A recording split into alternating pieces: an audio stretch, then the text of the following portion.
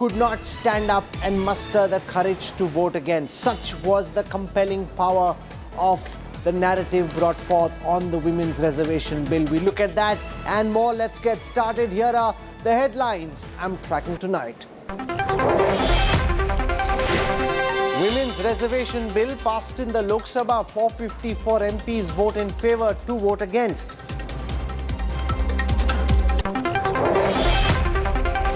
Furious debate in the House on the Women Quota Bill. Congress and other opposition parties demand OBC reservation.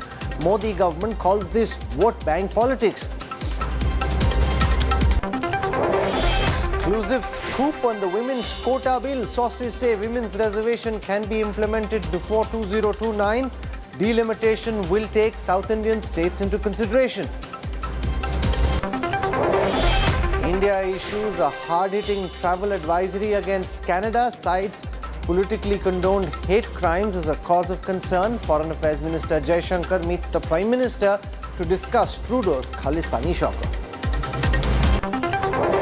Canadian singer Shubh's India music tour cancelled. This after massive backlash over him sharing a distorted map of India and backing Khalistanis.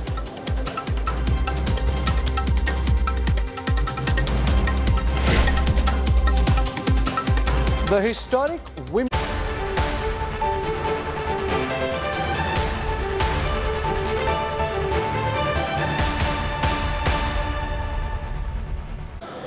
The historic Women's Reservation Bill has been passed in the Lok Sabha.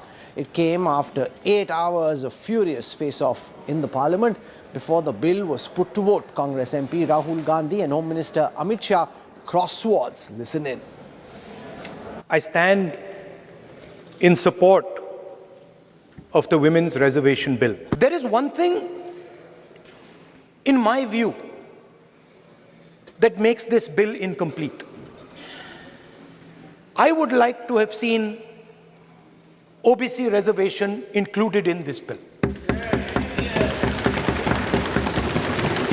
I think it is very important that a large chunk of India's population, large chunk of India's women should have access to this reservation. सबसे पहले ये जो महिला का bill है इसको आप पास कीजिए, आज पास कीजिए, ये जो आपके लागू कीजिए और ये जो डिलिमिटेशन है जो आपने बोला है और ये जो सेंसस है इसकी कोई जरूरत नहीं है, 33% आप महिलाओं को सीधा दे दीजिए. ये आप बदलिए. ये जो लिस्ट है ये ओबीसी समाज का अपमान है. 90 लोग हिंदुस्तान के सेक्रेटरी हैं, उनमें से 3 लोग ओबीसी समाज के हैं. 5% बजट को कंट्रोल करते हैं. कुछ पार्टी के लिए महिला सशक्तिकरण एक पॉलिटिकल एजेंडा हो सकता है. कुछ पार्टियों के लिए महिला सशक्तिकरण, माननीय अध्यक्ष जी, एक राजनीतिक मुद्दा हो सकता है. कुछ पार्टियों के लिए महिला सशक्तिकरण का नारा ये चुनाव जीतने का एक हथियार हो सकता है. परंतु मेरी पार्टी और मेरे नेता नरेंद्र मोदी जी के लिए महिला सशक्तिकरण राजनीतिक मुद्दा नहीं है.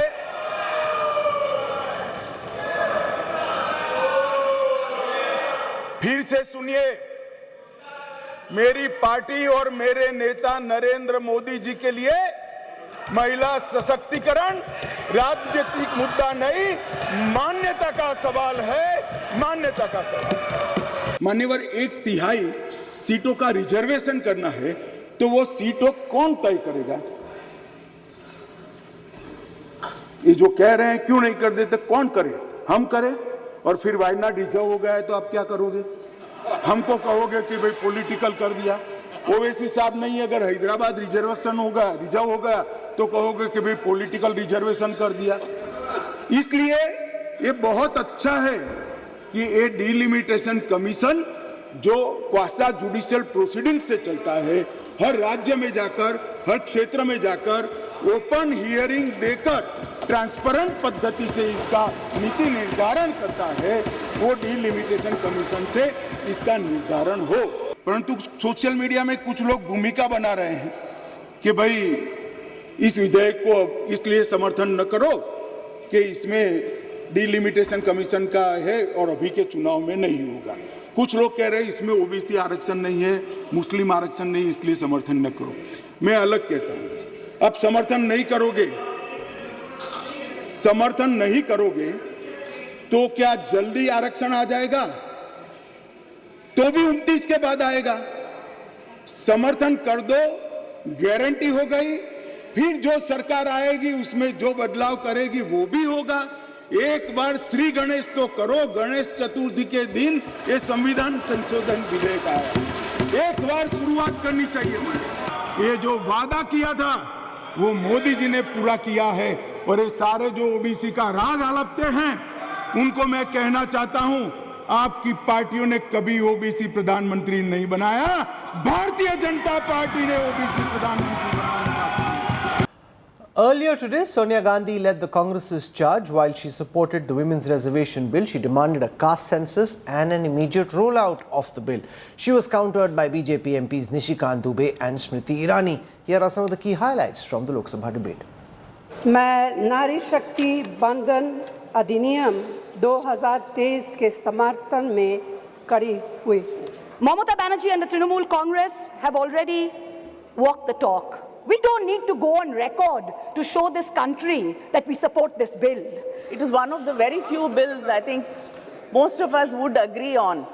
An intense debate. इस राष्ट्र में अपने संगठन में पहली बार महिलाओं को आरक्षण देने वाली राजनीतिक पार्टी भारतीय जनता पार्टी बनी। Unless we have a delimitation and census, we are not going to get it, is what I've understood from them. So then what is this special session? तो अभी नहीं करते तो दिसंबर में कर लेते। Day 2 of the discussion on the Women's Reservation Bill or Nari Shakti Vandan Adhiniyam. Several opposition parties supported the proposed legislation, but they did so with conditions. भारतीय राष्ट्रीय कांग्रेस की तरफ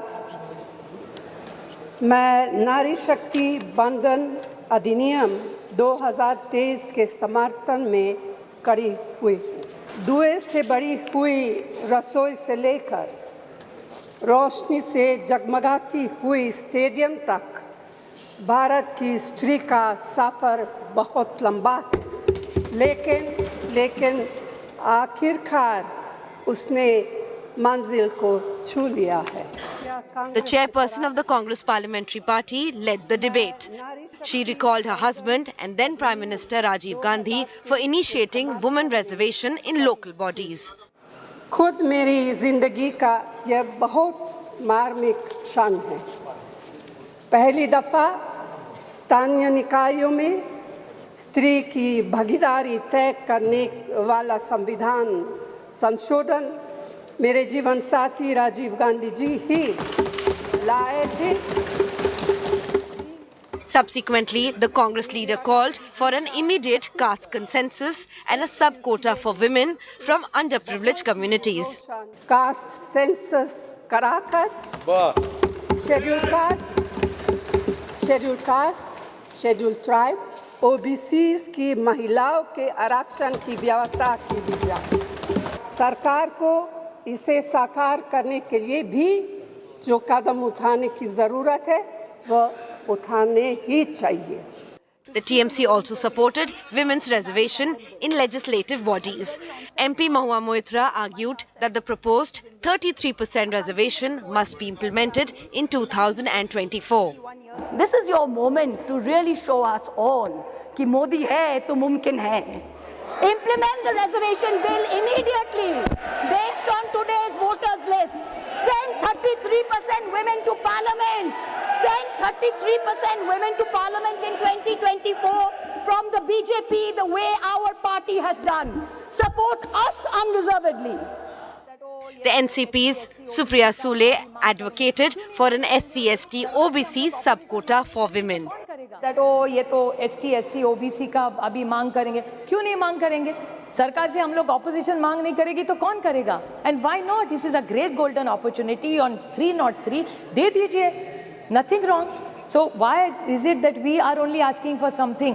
बड़ा दिल करके आप ST, SC, OBC, let's make a constitutional amendment. It's a special session. The DMK alleged that the government has pushed the bill without building a wider consensus. I'd like to know what consensus was built, what discussions were held. This bill was brought shrouded in secrecy. मैं भारत के Union Minister Smriti Irani accused the opposition parties of attempts to create a myth around sub-quotas and taking ownership of the reservation. UPA जिसकी अध्यक्षा श्रीमती सोनिया गांधी हैं, उन्होंने कहा है no seat shall be reserved for women belonging to scheduled castes, scheduled tribes in the third general elections. 3B पढ़ें तो उन्होंने कहा, प्रस्ताव दिया, no seat shall be reserved for women in the third general election. The minister called upon MPs across the political spectrum to wholeheartedly support the bill. Reduce your words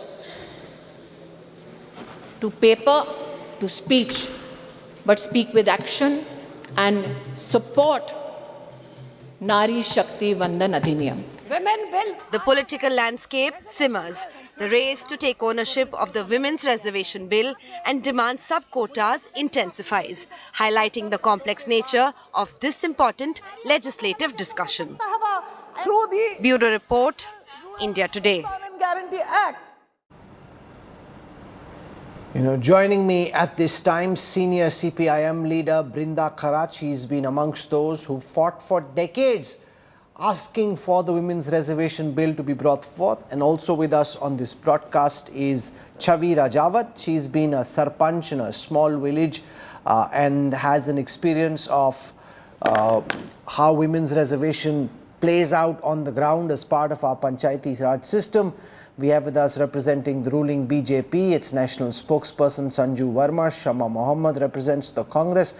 We've got Dr. Sandeep Shastri, who studied census delimitation and will give us a sense of the impact this could potentially have on women's reservation and who this benefits in the 2024 elections.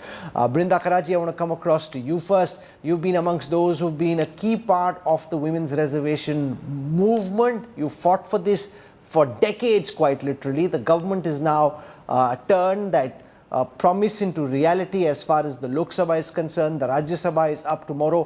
What do you think of this historic day when a battle that you fought for so many decades is finally nearing fruition? Is it really turning it into a reality? From what I have read about the draft of the bill that they have presented, they have very unnecessarily linked the bill to the census and to the completion of the exercise by a delimitation commission, which is yet to be appointed. And I believe that turning this bill into a reality will take very many more years. So the opportunity that the Modi government had in 2014 to do so, the opportunity it had in 2019 to do so, it did not do so for whatever reasons it can only explain.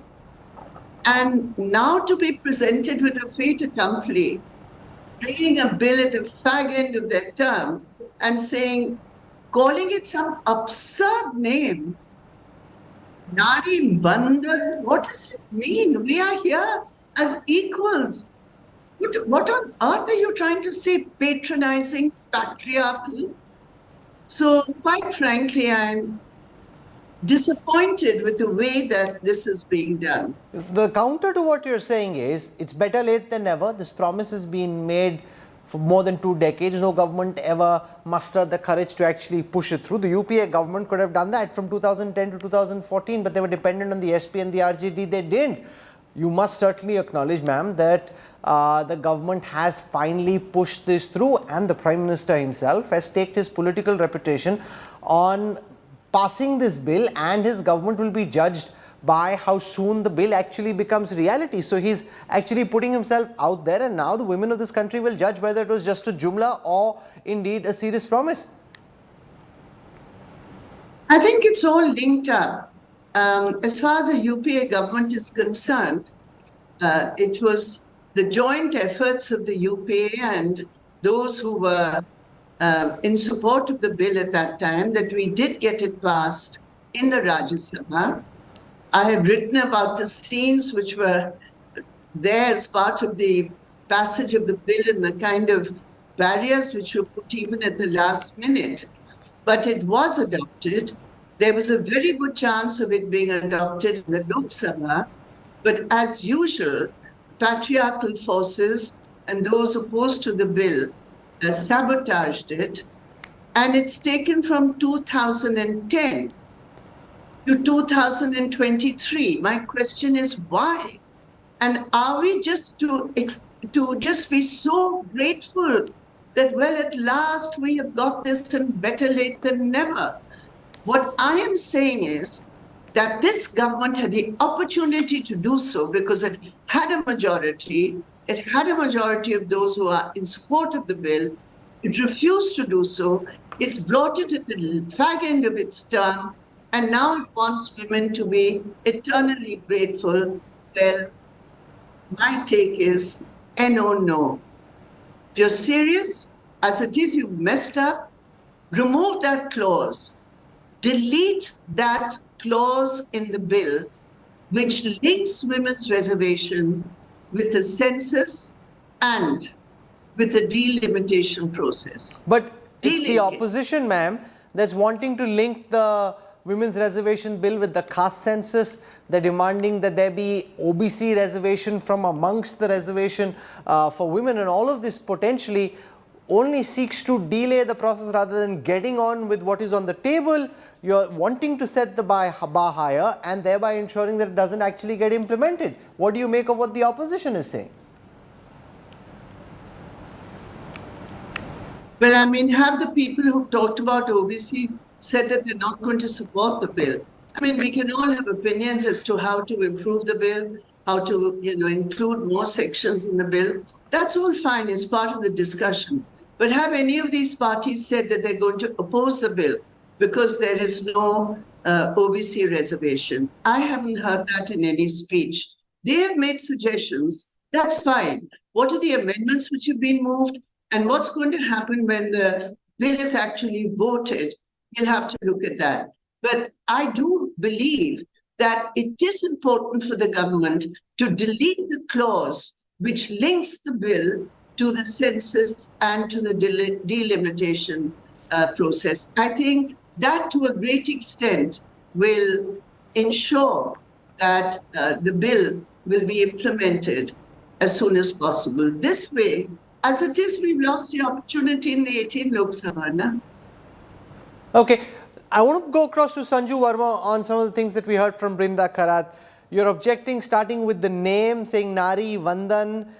This reeks of patronizing patriarchy and it's unacceptable. What is this Vandan business? She's asking. Sanju Verma, let's start from there. No, Rahul, I'm not obliged to respond to what Brinda Karat says about the Nari Shakti Vandan Adhiniyam, reeking of patriarchy, because I'm an empowered woman in more ways than one, and I think it's a befitting name. But I just have this to say. I was listening to the almost 8 hours of speeches made by both the ruling party and the opposition. What struck me was Sonia Gandhi saying, "Ye apna hai. This is our bill. This is our idea." Rahul, you know it as well as I do, that at least on 4 occasions, if not more, be it H.D. Devegowda or be it Atal Bihari Vajpayee or even the Congress for that matter in 2010, there were repeated attempts to pass the women reservation bill, but it never came to fruition. And I always say that an idea is only as good as its execution. So while the Congress, Sonia Gandhi and Jairam Ramesh pat themselves on their back and preach till the cows come home, ये हमारा Congress का दिया हुआ idea है, which has been used by the BJP The fact of the matter is, and the hard truth is, it may be difficult for some people from the opposition benches to digest as much. Who is bringing this to fruition? 454 people today voted in the Lok Sabha in favor of the Women Reservation Bill, which is not just a two-third majority, mind you. It means that 83.6% of the members present and voting gave a thumping yes to the Women Reservation Bill introduced by the Modi government on the floor of the Lok Sabha. Point number one. Point number two. Each time the Congress says that the BJP has changed its stance and suddenly it feels the need to show solidarity with the issues of women, I would like to remind them, and anyone who has an iota of knowledge in terms of political history, that in 2010, when the Congress brought this bill on the floor of the Rajya Sabha, where it was passed, Okay. it could not pass muster in the Lok Sabha, it was not the BJP. It was the Samajwadi Party and the RJD which actually did not support the Congress, and today the Congress is actually holding hands with the Samajwadi Party and the RJD. Okay, I hear what you're saying, Dr. Shamika Ravi. This is, politics aside, this is a historic day. A day when India joins a global committee of nations which have affirmative action for women. How do you see this change and shape Indian politics from the time it actually gets implemented? Well, Rahul, I think the time is right. This is, we waited long enough. It truly is a historic bill. And you can see there is bipartisan support for it. I mean, one can quibble about the details, but by and large, I think across party lines, you had great support for it across almost all national parties. So, this is good in the sense, I think now there is a pipeline of women leaders. A lot of those crinkles have been ironed out. If you consider the fact that today almost half your Panchayati Raj institution elected members are women. Remember, the quota was 33, and today you have almost half. But are you concerned that in the initial years, because this is a reservation that's to be applicable for 15 years to begin with, are you concerned that in the initial years, the women who get tickets are likely to be relatives, either wives, husbands, wives, daughters, mothers of sitting male MPs? Or is that a concern? No, Rahul, because, those are not concerns for men, and you'll see lots of men who also get tickets on account of being relatives and so on. So, no, I don't think you should put that added burden. Also, remember that even if tokenism, etc., as a criticism does arise, again, Panchayati Raj, if anything, it's an experiment that tells you that it could start from there. But very quickly, it does develop a pipeline of women leaders. So essentially what this bill does is it lowers the entry barriers for women, which we know is much higher than for men. And in essence, that is what it's like, a market failure of electoral system. So we are never going to see enough women if you don't have a law. So, it's all good. And politics aside, I think it's truly historic. We have come a little late at it. Philippines started with 33, almost 33 years behind. Right? And it has taken us some time, but I'm so glad we are here. I think the main concern, which I think the discussion ought to be around, is, are parties prepared with this kind of a party? You see, the tokenism and the kind of issues you are raising only become an issue if the political parties have not nurtured women within their party system. And I think the litmus test there becomes, if you study the constitutions of each of these parties, the national parties, and how close are they to actually meeting... Chavira Jawat, you've actually been part of the Panchayat movement. There are those who would have concerns about the quality of women candidates and whether these are genuinely empowered women with agency deciding for themselves, or these are women who've been put up as proxies, as the term used to go, sarpanch patis. The male still has a role in the running of the sarpanch of the panchayat, even if he isn't the sarpanch. To what extent do you think those are issues which are now in the past? To what extent do you think those are issues that will remain at least in the initial years? Well, culturally, as we know, especially the northern part of India, yes, it is a very patriarchal society where the Purush Pratha is dominant. But if we look at what traditionally things were, what numbers of Purush Pradhan or Purushpati that we saw, I think that has already reduced considerably. If I were to look at my first term in 2010 to my second term in 2015, things had already started changing with more educated women coming forth and asking for their rights, demanding that they be the ones sitting in the position of power because they're the ones who were elected. So that is already happening. And I think more so now than ever before, when women are more conscious and more aware of what the challenges are, what their rights are, and the fact that there is a platform where they can speak and they will speak, whether they are educated enough or not, that is immaterial. And that is what the beauty of today is, because everyone is touched by social media, is impacted by it, is impacted by the awareness and knowledge and information that is coming through it. And that also gives them much more confidence, because even if you cannot physically be present in front of someone else, you can use these channels to have a very effective, informed voice. And I think that is what is the tipping point in ensuring that when this does see the light of day, there will be more women who will be able to create an impact. When I became the Sarpanch first time in 2010, I do not have a political background. I had no idea what I was really walking into, but I did enter it, and I think I fared very well. I did not have a team to work with me. I did not have access to internet during my first term, but I very successfully brought about development in a village which needed it, in the hope that I can inspire more people like me across the country to do so. So if I could do it alone, anyone can. That's what I believe. And I'm very, very optimistic, and I'm hoping this comes through, and comes through sooner than what people are claiming it could. The delay, I just hope, does not happen, because the impact can be made and will be made. Shama Yes, we Mohammed, need- yes, questions we are being do asked of need- the Congress for demanding caste census, for talking about OBC reservation. Now, Sonia Gandhi gave an interview when she was trying to bring the bill, which spoke about how you didn't need OBC reservation, that if you wanted to reserve a certain number of seats from that reserved quota for OBC candidates, do it. You don't need separate reservation. Now, when she's in opposition, Congress leaders are in opposition, you're asking for the same thing you thought was untenable or unrequired when you were in government. No, even, let me explain that to you. One, today, just now, you said that they had the courage.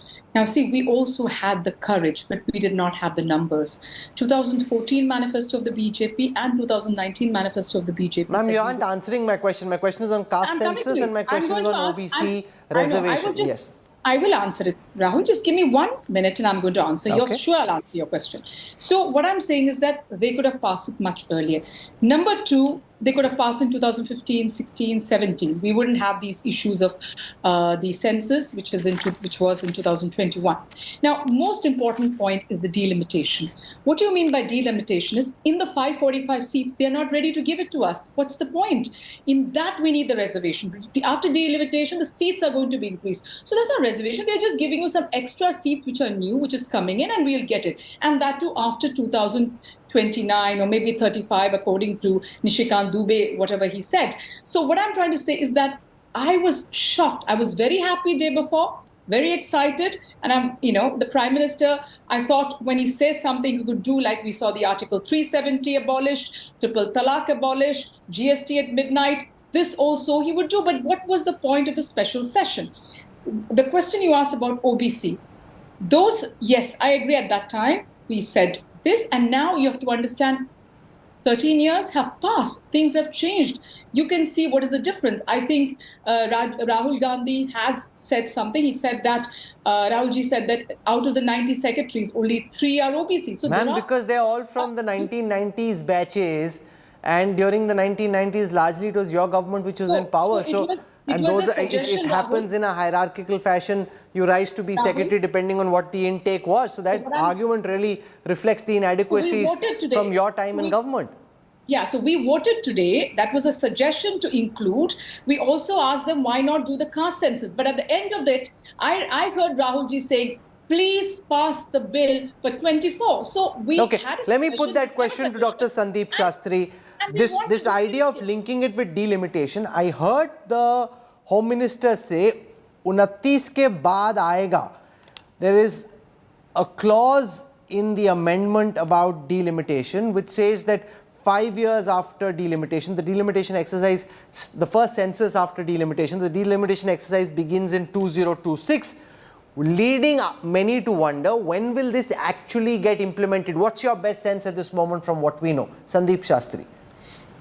Rajdeep, Rahul, as per the last constitutional amendment, there would be no delimitation till 2026, and that will be based on the census we have in 2021. So as I see it, this is likely to happen at the earliest around the time the next delimitation happens. No, which is what, 2026? Which will be post 2026. And once this is passed by the Rajya Sabha, while it will become a legislation, it will become a legislation. No, but the delimitation exercise itself takes at least 3 years. In the past, it's also taken 5 years. Now, it again depends on when the government takes a call to create the delimitation commission. We need not create the delimitation commission after 2026. Post 2026, the exercise of undertaking the delimitation can begin, but then it has to begin on the basis of the 2021 census. So once the data of the 2021 but the 2021 census can only now happen realistically after the Lok Sabha elections next year, which is at least June 2024. There is no question of this happening before the next year's Lok Sabha election. The only time it can happen, as per the existing constitutional mandate, is in 2026 after the census of 2021. No, but delimitation takes at least 3 years. Could take 5, but at least 3. Then you're already hitting 2029. So it's touch and go by this very basic calculation, Sanju Verma, already for 2029. You know, everyone who's watching would have wanted for this to be brought with greater speed to be implemented sooner. Okay, Rahul, I just want to make a couple of things very clear. You know, nobody seems to have spoken about this, but one very important thing which needs to be mentioned here is that way back in 2001, there was the 91st amendment to the Constitution which was passed, and the 91st amendment clearly stated that there is a freeze on increasing the number of seats in the Lok Sabha and their distribution thereof across states and union territories. I'm sure Mr. Shastri would be able to corroborate on this, but the 91st Amendment clearly says that there cannot be any increase in Lok Sabha seats prior to 2026 because of the freeze, which basically means that once the delimitation exercise is conducted post 2026 and there is a rise in the number of seats, in all probability from 545 odd to 888, which is what is being bandied about as far as the Lok Sabha goes. And for the Rajya Sabha, from 245 to 384 is the number that is being spoken of. Then we will have clarity as to how to go about then distributing seats in terms of how many to reserve for the scheduled castes, how many seats to be reserved for the scheduled tribes, and how many to be included in the general category, which would also include OBCs. Please note, which nobody seems to be discussing, even the current strength of the Lok Sabha, barring the 2 nominated seats, 543 is based on the Delimitation Commission of 2008's recommendations, wherein 412 seats of the Lok Sabha fall in the general category, 84 seats fall in the scheduled caste category, and 47 fall in the scheduled tribe category, thereby totaling up to a grand total of 543. So my limited point is, without getting into the nuances of, you know, Delimitation Act kab hoga, Delimitation Commission, when will it be set up, when will the census happen, let us not miss the woods for the trees. I just have this to say. For the Congress to wax eloquent about the rights of OBCs is a bit too rich, because don't forget that the first ever commission to give rights to OBCs was set up under the aegis of Pandit Nehru in 1953. It was famously called the Kaka Kalelkar Committee. Okay, Sandeep Shastri has his hand up. I want to go across to him. Is it the right and proper thing to have done, as the Home Minister said in Parliament, to let the census happen first, the delimitation next, and then determine which of these seats to get reserved? Because he did make an important point. For example, if Wayanad got reserved or if Hyderabad got reserved for 2024, Shama Mohammed and the Congress and Owaisi would be up in arms saying, ye kya ho gaya? This is political partisan action, and therefore he's saying let it happen through a quasi-judicial process. Rahul, No, so can I come in? Rahul, it may be very easy to say that we should have it next year, and we are ignoring the practicalities when we say it should happen at such a great haste. Clearly, the constitutional amendment done last time says that the next exercise of delimitation will be post 2024.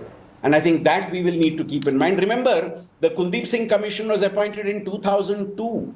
And it went on and did its job over a few years. So in preparation for the delimitation, whenever the 2021 census data is ready, the process of identifying or the process of taking forward the delimitation can be carried on. So I think to expect this to happen prior to the 2029 elections would be very unrealistic. No, so one second. Just one second. Sandeep Shastri, are you saying it cannot happen before the next Lok Sabha elections, or are you also of the view that it's only likely to happen after the next Lok Sabha elections?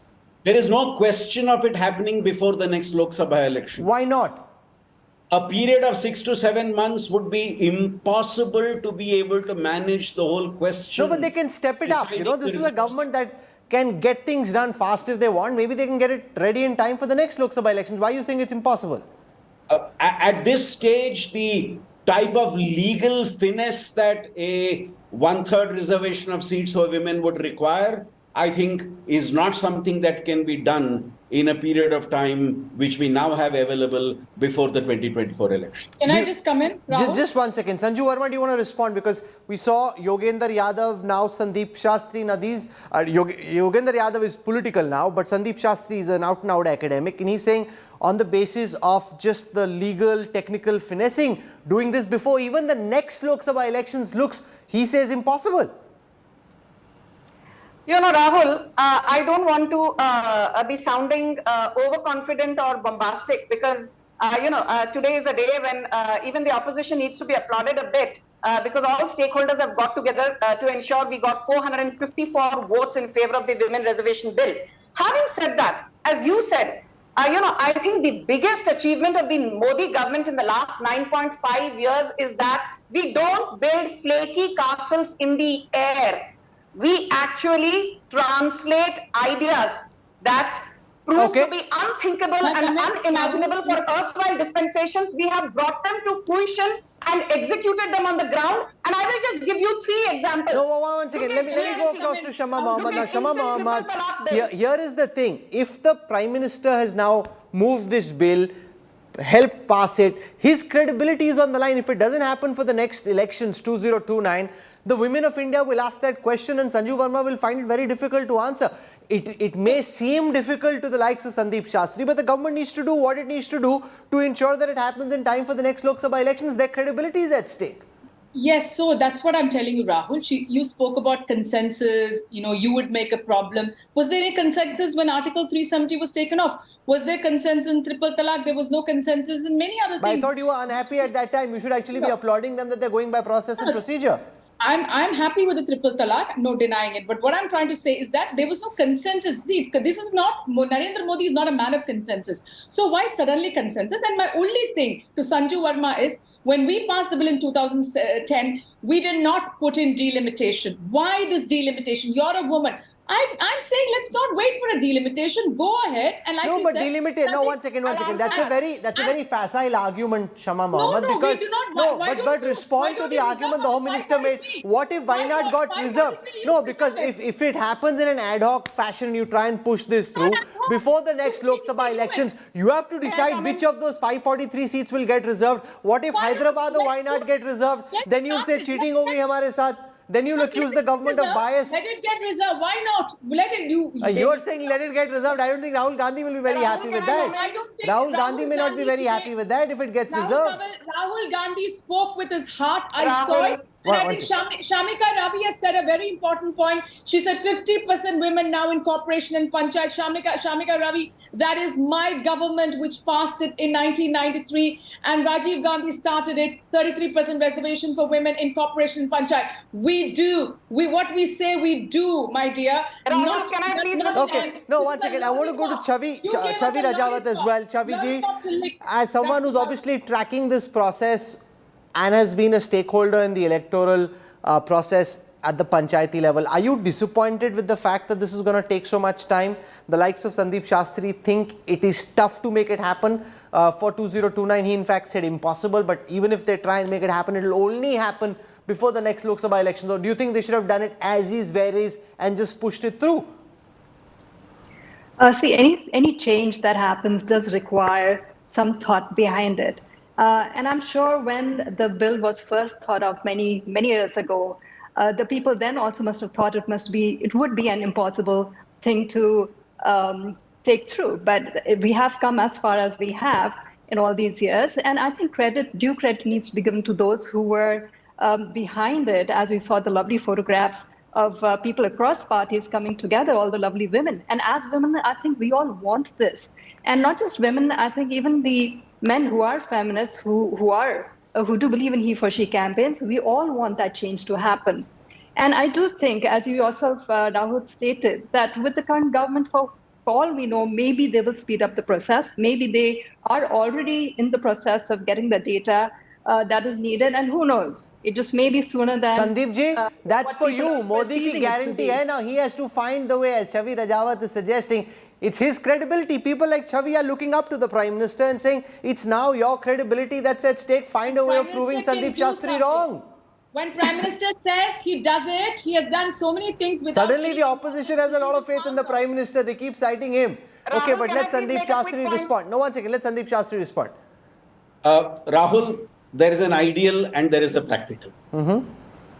Can we, in practical terms, do this in the next 8 months is the big question, and do it in a manner No. Forget 8 months. 8 months is too impractical.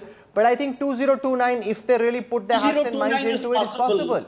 Because the Constitution mandates that post 2026, you can start the process of delimitation. Sir, but there are different ways. One second. Just for the sake of an academic argument, let's assume that everything that needs to be done in the preparation for the delimitation exercise is done before 2026. Setting up the commission, determining who's there, giving them a mandate, finishing off the census exercise, publishing the census results. So that let's assume starting on the the census isn't done. The census needs to happen after the Lok Sabha election. But I'm saying you can speed the whole process up and ensure that it's completed before 2029. That I think if they push themselves can. Abhi to aap impossible bol rahe the. Now you're saying it can happen. You've changed your mind in the course of the show. No. I said it cannot happen for the next Lok Sabha election, I was saying. The Lok Sabha election... You said 2029 is also impossible. Everyone who's watching will remember that you said at the beginning 2029 is also impossible. Not for next year. Rahul, can I please quickly come in? Okay, I'm out of time, so you need to rush this through. Very quick final words. Sanju Verma wants to go first. Rahul, when people say you are a Modi bhakt, you are an And bhakt, all that you guys do is say Modi hai to mumkin hai. Not only Modi hai to mumkin hai, but Modi hi aayenge 2024 mein, because people who talk about OBCs, I will just reinforce what Amit Shah said. 85 of our MPs are from the OBC category, 27% of our MLAs are OBCs, 41% of our MLCs are OBCs, and 37% of the Modi cabinet belongs to OBCs, including, people from the Dalit community. We have 11 ministers and 8 ministers from the scheduled tribe community. So when we say Sabka Saath, Sabka Vikas, Sabka Vishwas, and Sabka Prayas, it is not a Jumla, Rahul Gandhi. We have walked the talk. Unfortunately, Rahul Gandhi, Mungeri Lal ke Haseen Sabke. Okay. Shama Mohammed, final words. Rahul, she said that there are many OBCs. So why not give OBC reservation for women? Ma'am, you were opposing OBC reservation when you were in government. Exactly. You yourself were opposing OBC reservation when you were in government. Now, just because you're sitting on the opposition benches, you think it's a great idea. That's the ultimate height of hypocrisy. Years ago. Time has passed. What has changed? As far as the philosophy is concerned, what has changed? Ma'am, as far as the philosophy is concerned, what has changed? Time has changed. And one last point. No, one second. We said something, How does we do time it. changing change anything? What has changed between when Sonia Gandhi said no? If you want to give OBC seats, in the seats that get reserved for women, ensure that 33% or even 50% are reserved for OBC women. You can do that yourself. No, listen to me. There are times, I'll tell you why. Suppose in a state like mine, the OBC women are there, but the Nair women get it. You know, the other women get it. So your party has to take care of that when they are allocating tickets. Madam, your party has to take care of it when seats are being allocated. You did not even give him a decent relation. You did not allow Narasimha Rao's dead body into the AICC headquarters.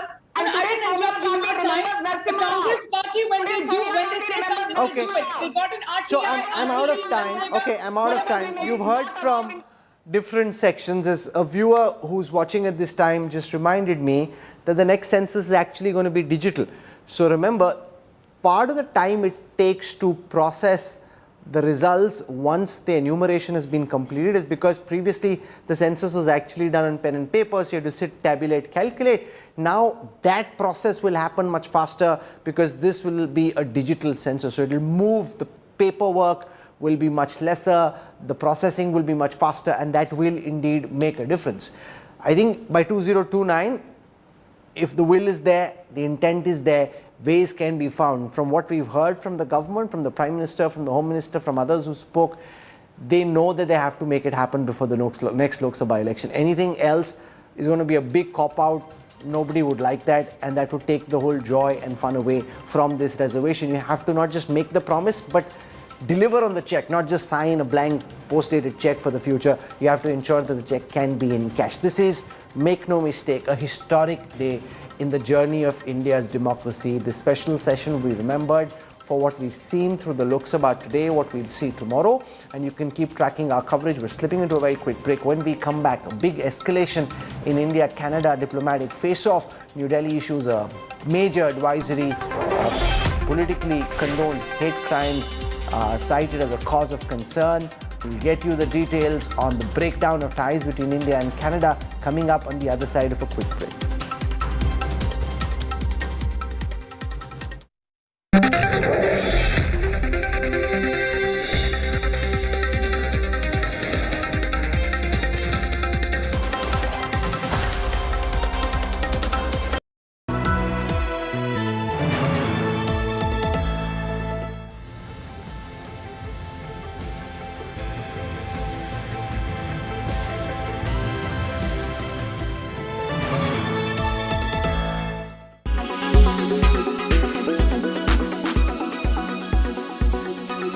जब ये प्रस्ताव सदन में आया तो कुछ लोगों ने कहा हमारा बिल है, कुछ लोगों ने कहा हमने चिट्ठी लिखी, कुछ लोगों ने कहा कि ये पूरा का पूरा संवैधानिक निर्माण हमारा था। आज ऐसी एक सम्मानित नेत्री ने सदन में अपना वक्तव्य रखा, लेकिन उनका मैं एक विशेष रूप से आभार व्यक्त करती हूं कि 2 विषयों पर उन्होंने ऑन रिकॉर्ड स्पष्टीकरण दिया है। हमको बार बार बतलाया जाता कि एक विशेष परिवार ने 73rd, 74th amendment to the constitution पारित करवाया। आज मैं आभार वंदन करती हूं कि पहली बार स्पष्टता हुई इस सदन में उनके द्वारा कि ये पुण्य काम पीवी नरसिम्हा राव जी ने किया, जिनके मरणोपरांत उनके ही पार्टी के हेडक्वार्टर में उनको नमन करने का मौका नहीं दिया गया।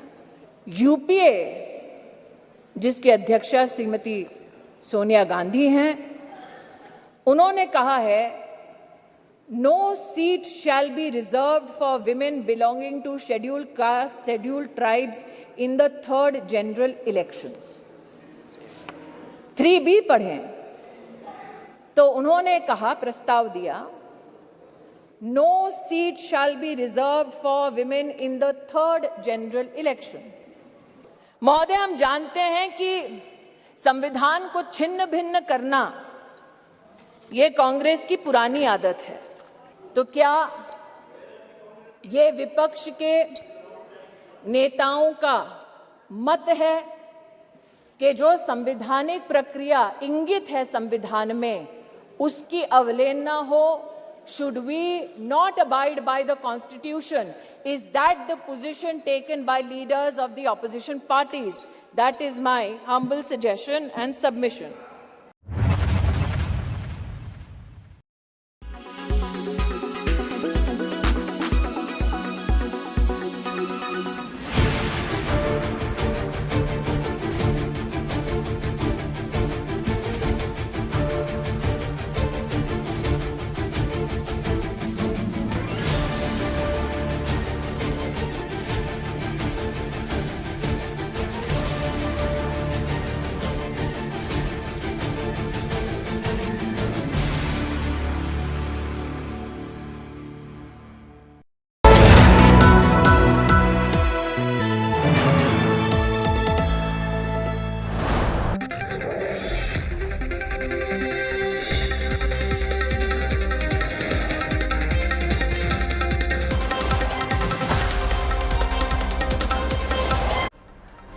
You're on board the Newstrack. The India-Canada diplomatic face-off has escalated, with New Delhi issuing an advisory today. The Ministry of External Affairs has warned Indian citizens in Canada to be alert about politically condoned hate crimes. Here's the report. The diplomatic war between India and Canada explodes. India has issued a hard-hitting advisory on hate crimes, urging Indian nationals and students in Canada to be cautious.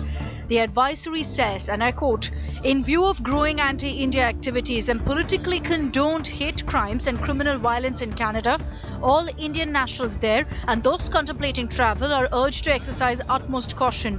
Recently, threats have particularly targeted Indian diplomats and sections of the Indian community who oppose the anti-India agenda. Indian nationals are therefore advised to avoid traveling to regions and potential venues in Canada that have seen such incidents." Over the past number of weeks, Canadian security agencies have been actively pursuing. After his bombshell statement claiming credible allegations of a potential link between the killing of Canadian extremist Hardeep Singh Nijjar and agents linked to India, Trudeau finds little support either at home or abroad. Australian Prime Minister Anthony Albanese asked journalists to chill out. Justin Trudeau is a friend of mine. He's a fine Prime Minister of Canada. I was pleased to engage with him at the G20. He has expressed his concerns about this on behalf of the Canadian government, and the Australian Foreign Minister Penny Wong has also expressed concerns. The US wanted Canada to complete the investigation and come up with credible evidence. Frankly, I haven't seen any evidence to back up Justin Trudeau's allegations. That said, that doesn't mean evidence isn't there. However, the United States, through its silence, seems to imply that it is not on the same page as Ottawa. And even after Justin Trudeau calling up the British Prime Minister Rishi Sunak seeking support, UK insisted trade talks with India will continue. Visibly isolated, Justin Trudeau tried to furiously backpedal, saying his aim was not to provoke India. We are not looking to provoke or escalate. We are simply laying out the facts as we understand them, and we want to work with the government of India to lay everything clear. This after his shocking initial comment without investigations even being completed. Over the past number of weeks, Canadian security agencies have been actively pursuing credible allegations of a potential link between agents of the government of India and the killing of a Canadian citizen, Hardeep Singh Nijjar. The opposition in Canada slammed Trudeau for making such charges without presenting credible evidence. I think the Prime Minister needs to come clean with all the facts. We need to know all the evidence possible so that Canadians can make judgments on that. The Prime Minister hasn't provided any facts. He provided a statement, and I will just emphasize that he didn't tell me any more in private than he told Canadians in public, so we want to see more information. Meanwhile, Prime Minister Modi was briefed on the current Khalistan threat in Canada. India today has also learned from its sources that the Khalistani elements in Canada are planning to protest in front of the Indian High Commission on September 25th. Keeping the situation in mind, Indian diplomats have been asked to stay alert. India has also shared a list of 9 Khalistan-backed terrorist organizations. The list has been shared with Canada, New Zealand, Australia, the US and the UK. As Canada continues to stand with Khalistan extremists, the already sour diplomatic relations between the two countries have hit a new low, with India issuing advisory for its citizens to exercise utmost caution in Canada. Bureau Report, India Today. This is where we wrap up the Newstrack tonight. For your time and your trust, thank you very much. I look forward to seeing you at 8 p.m. tomorrow evening. Till then, from all of us here, goodbye, good night.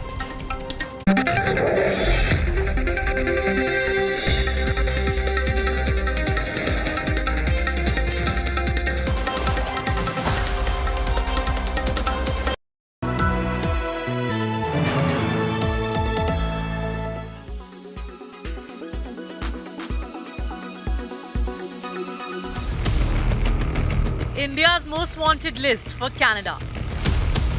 Arshdeep Singh, alias Arsh Dalla, accused of masterminding the murder of a local Congress leader in Punjab's Moga on Monday. A listed terrorist belonging to the outlawed Khalistan Tiger Force carrying out his operations from Canada. Originally from Tarn Taran in Punjab, Lakhbir Singh linked to the ISI in Punjab. Named in last year's rocket attack on Mohali's intelligence building. Gangster Goldie Brar, alias Satwinder Singh, accused of orchestrating the murder of singer Sidhu Moosewala from his den in Canada. At least 12 men wanted in connection with serious crimes in India, terrorism included, have found a safe sanctuary in Canada. Many of them carrying out their nefarious activities in India remotely and with impunity. With Arvind Ojha, Bureau Report, India Today.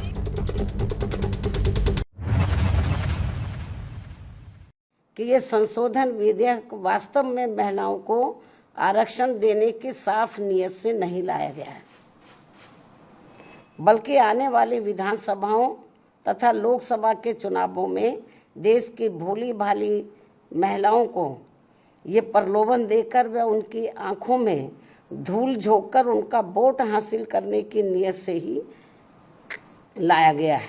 और यदि ऐसा नहीं है तो फिर हमारी party सरकार से ये भी अनुरोध करती है कि सरकार इस विधेयक में से या तो इन दोनों प्रावधानों को निकाले।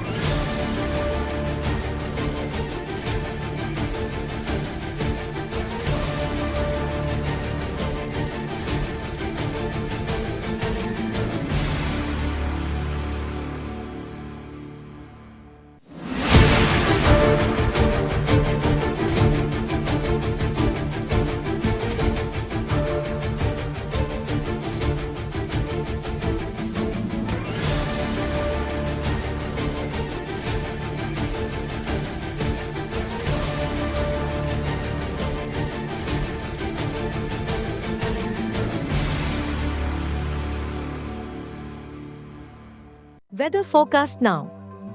Delhi, maximum 37 and minimum 28 degrees. Mumbai, maximum 28 and minimum 26 degrees. Kolkata, maximum 31 and minimum 25 degrees. Bangalore, maximum 28 and minimum 21 degrees. Chennai, maximum 32 and minimum 27 degrees. Hyderabad, maximum 31 and minimum 23 degrees.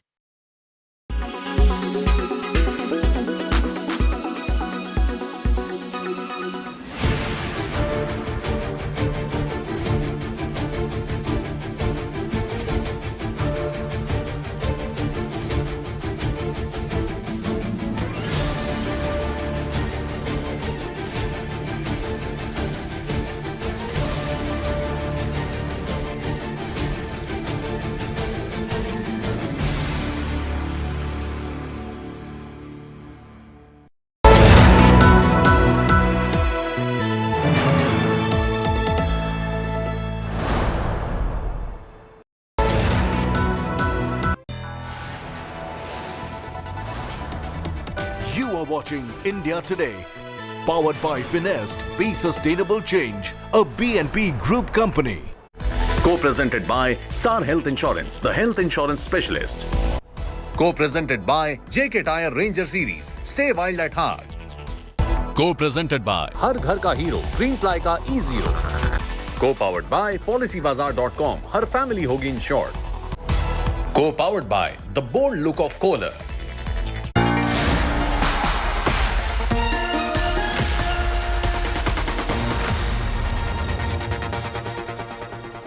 नारी शक्ति बंधन अधिनियम स्त्रियों के योगदान की स्वीकार करने और उसके प्रति आभार व्यक्त करना का यह सबसे उचित समय। महिलाओं को आरक्षण देने वाली राजनीतिक पार्टी भारतीय जनता पार्टी बनी। Give us this day our equal rights. We hold up half the sky. Give us at least a third of our earth. हमने विधायी कार्य की शुरुआत करते हुए नारी शक्ति को सही मायनों में नमन करने का काम किया है। 454 2/3 बहुमत द्वारा पारित हुआ।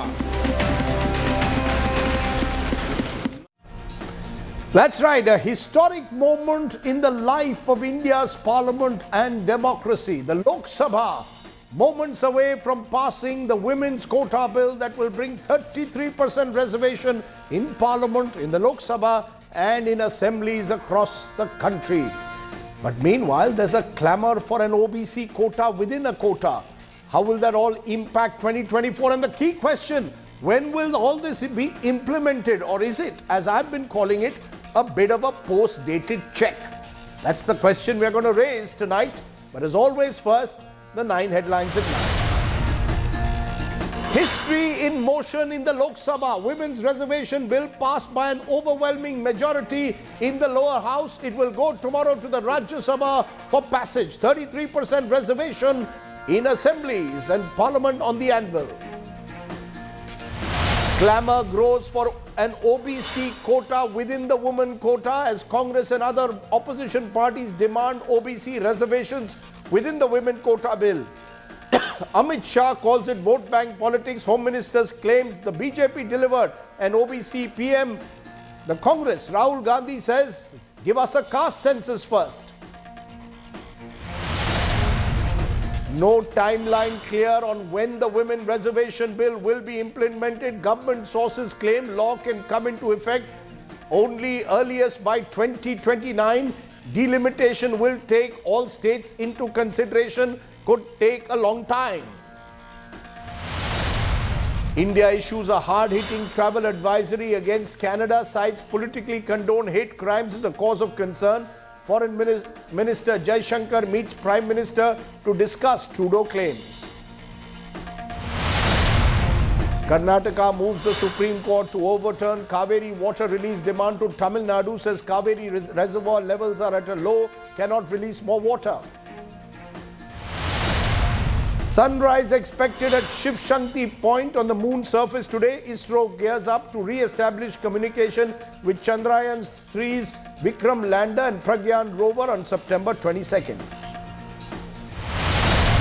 Narendra Modi government invites US President Joe Biden to be chief guest for the Republic Day parade in 2024.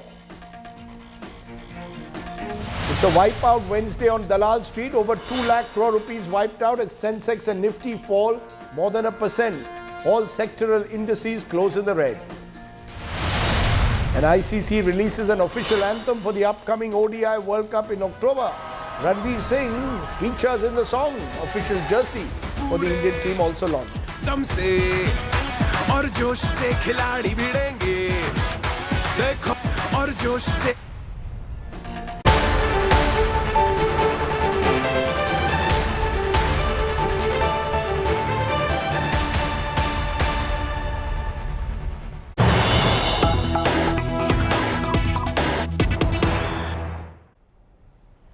The big breaking news this evening, history being scripted in Parliament in front of our eyes tonight with the Lok Sabha set to pass the Women's Reservation Bill. The amendments are being voted upon.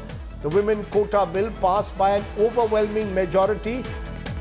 454 were in favour of the original bill, 33% reservation that it promises in Parliament and assemblies. Only 2 people voted against. So the Quota Bill being passed there by an overwhelming majority. At the moment, 454 in favour of the bill, just 2 voting against it.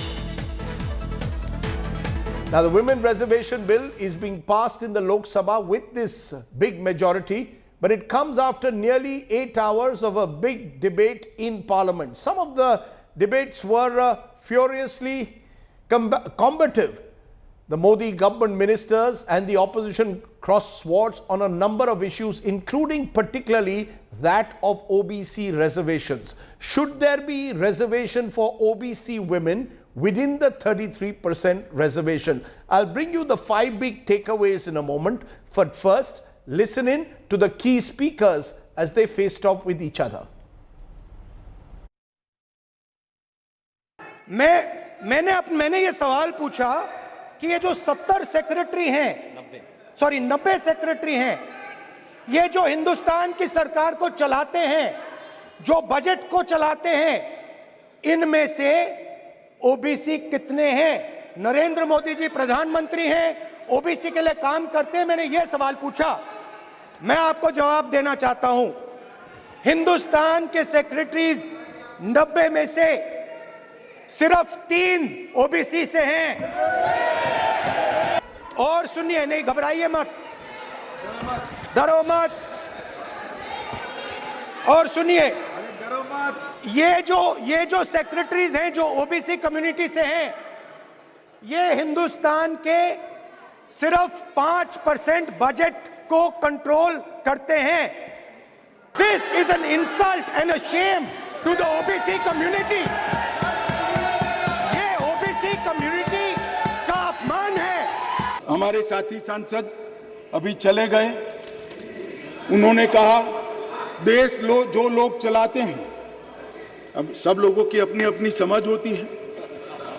उन्होंने कहा कि देश जो लोग चलाते हैं उसमें सिर्फ 3 ओबीसी हैं।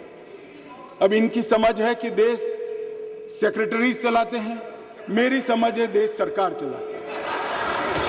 मान्यवर, संविधान की स्कीम है, देश की नीतियों का निर्धारण इस देश की कैबिनेट करती है, इस देश की सरकार करती है, इस देश की संसद करती है। और आंकड़े अगर आपको चाहिए तो मैं बता देता हूं, सुनने के लिए आप बैठे नहीं हो। भारतीय जनता पार्टी के सांसद में 29%, 85 सांसद ओबीसी कैटेगरी के हैं। कंपैरिजन करना है तो आ जाइए। और मान्यवर मंत्री भी 29 ओबीसी कैटेगरी के।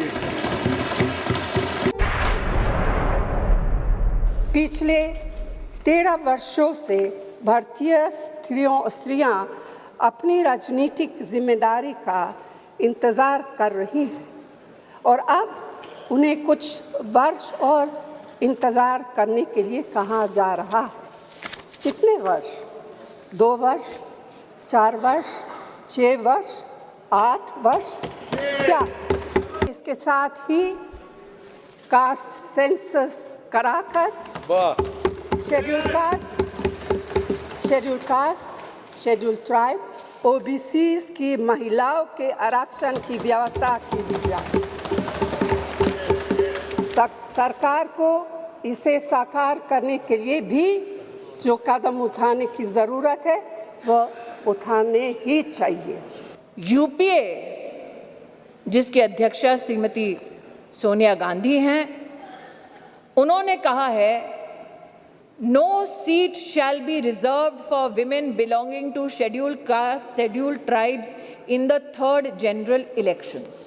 आज की सरकार जब ये अधिनियम लागू होगा तब के बाद 15 वर्षों तक महिलाओं को रिजर्वेशन गारंटी करती है, मोदी की गारंटी है। लेकिन अगर कांग्रेस पार्टी का प्रस्ताव आप पढ़ें तो उनका प्रस्ताव ये था 2B और 3B में कि no seat shall be reserved for women and SC/STs in the 3rd general election. No seat shall be reserved for women in the 3rd general election. Congress का प्रस्ताव था कि 10 साल औरतें मेहनत करें, लेकिन 15वें साल में आपका अधिकार आपसे छीना जाएगा।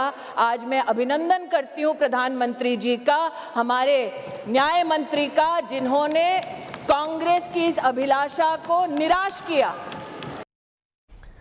Okay, so that's the fierce debate, and we'll have many more of the slices from the speeches of different MPs in Parliament. But I want to raise the questions that I think are critical to this debate. Will the OBC quota remain contentious? Remember, the opposition is calling for 27% or a certain percentage of seats to be reserved for OBCs within the 33%.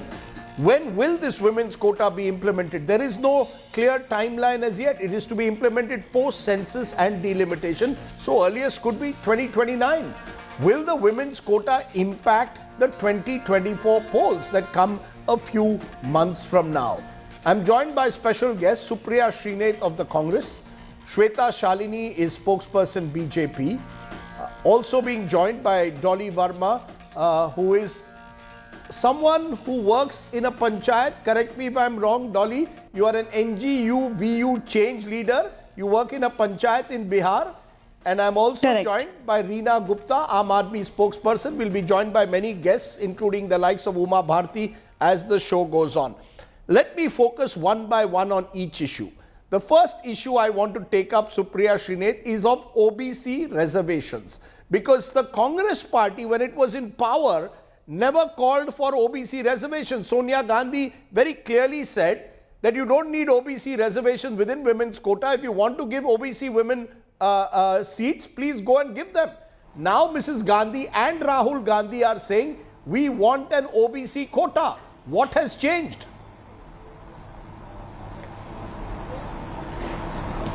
Yeah, so before I answer that direct question, I think I would first want to congratulate all the other 3 panelists who are women, and I hope we'll see many more women in Indian polity.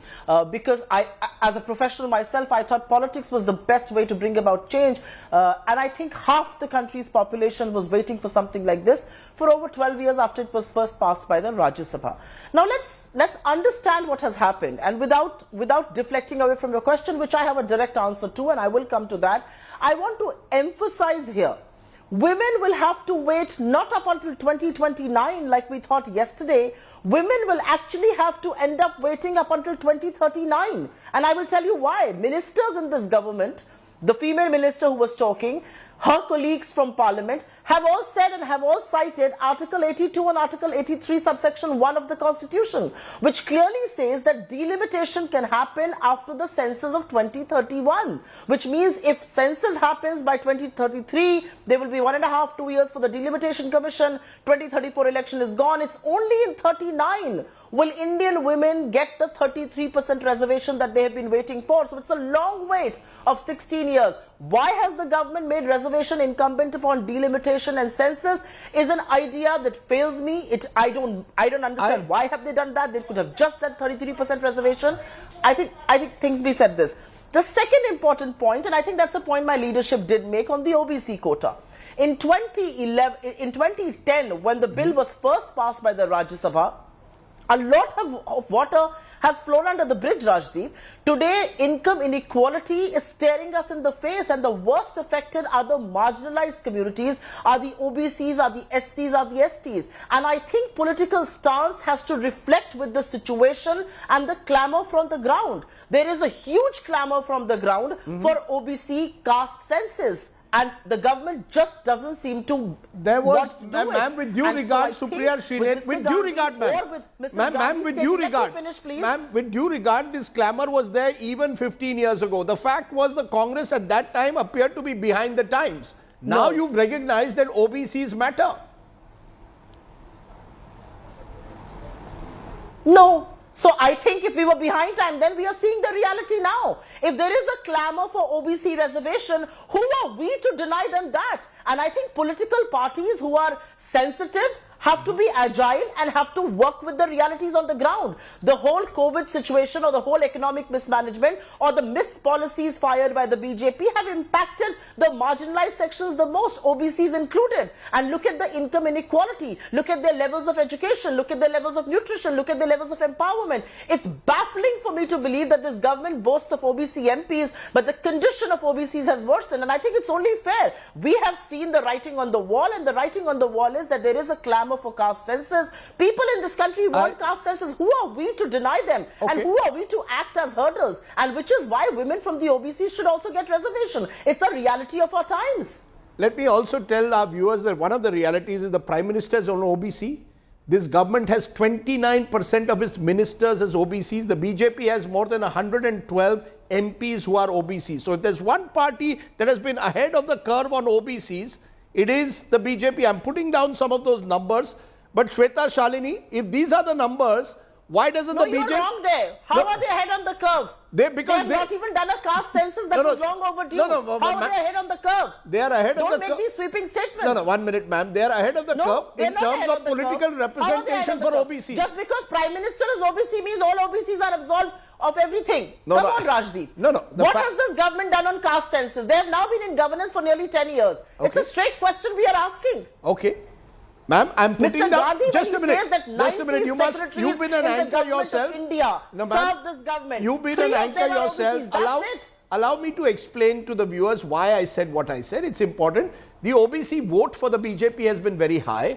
The Prime Minister is on OBC. 29% of the ministers in this government are OBC. More than 110 BJP MPs out of 303 are OBC. So the one thing that is very clear is the BJP has been able to build an OBC vote bank for itself. Now, Supriya Srinath says, what about the caste census? Rahul Gandhi raised the issue, Shweta Shalini, that it's all very well to have women's reservation. The Congress supports it, but the Congress says OBC reservation. And while you have OBC reservation, give us a caste census so this country knows what is the percentage of OBCs in this country. Various figures are being thrown. Why is the government reluctant to have a caste census? Women's reservation is to switch the narrative from what the opposition wants, which is a caste census, so every Indian knows which caste has how much representation, and government schemes can then be targeted at them. Great. Rajdeep, first and foremost, big congratulations to you and your entire panel today. I'm so glad that at least Supriya ji started on this positive note of congratulating the women of the country, because yes, this special session has been indeed special for women, and you, Rajdeep, have been a big supporter of women. Your wife is an empowered woman. Having said that, I'm also sorry, I apologize on behalf of Supriya ji. She just snapped at you badly, because I understand that this irritation comes from the credit that the bill has given to BJP. because they tried, they couldn't get the support of their partners then and failed miserably. Speak and for now, yourself, please. Modi ji You has don't need to shown, apologize or say anything on my behalf. Modi ji has done what Supriya ji, is she did not intervene unimaginable. with you. Yeah, go ahead, Shweta. Yes, coming to your question, Rajdeep, I think like Supriya ji, I'm sure she did not hear what Amit Bhai said. Their leader also was absent. He asked those questions and ran away. This is exactly what Congress does.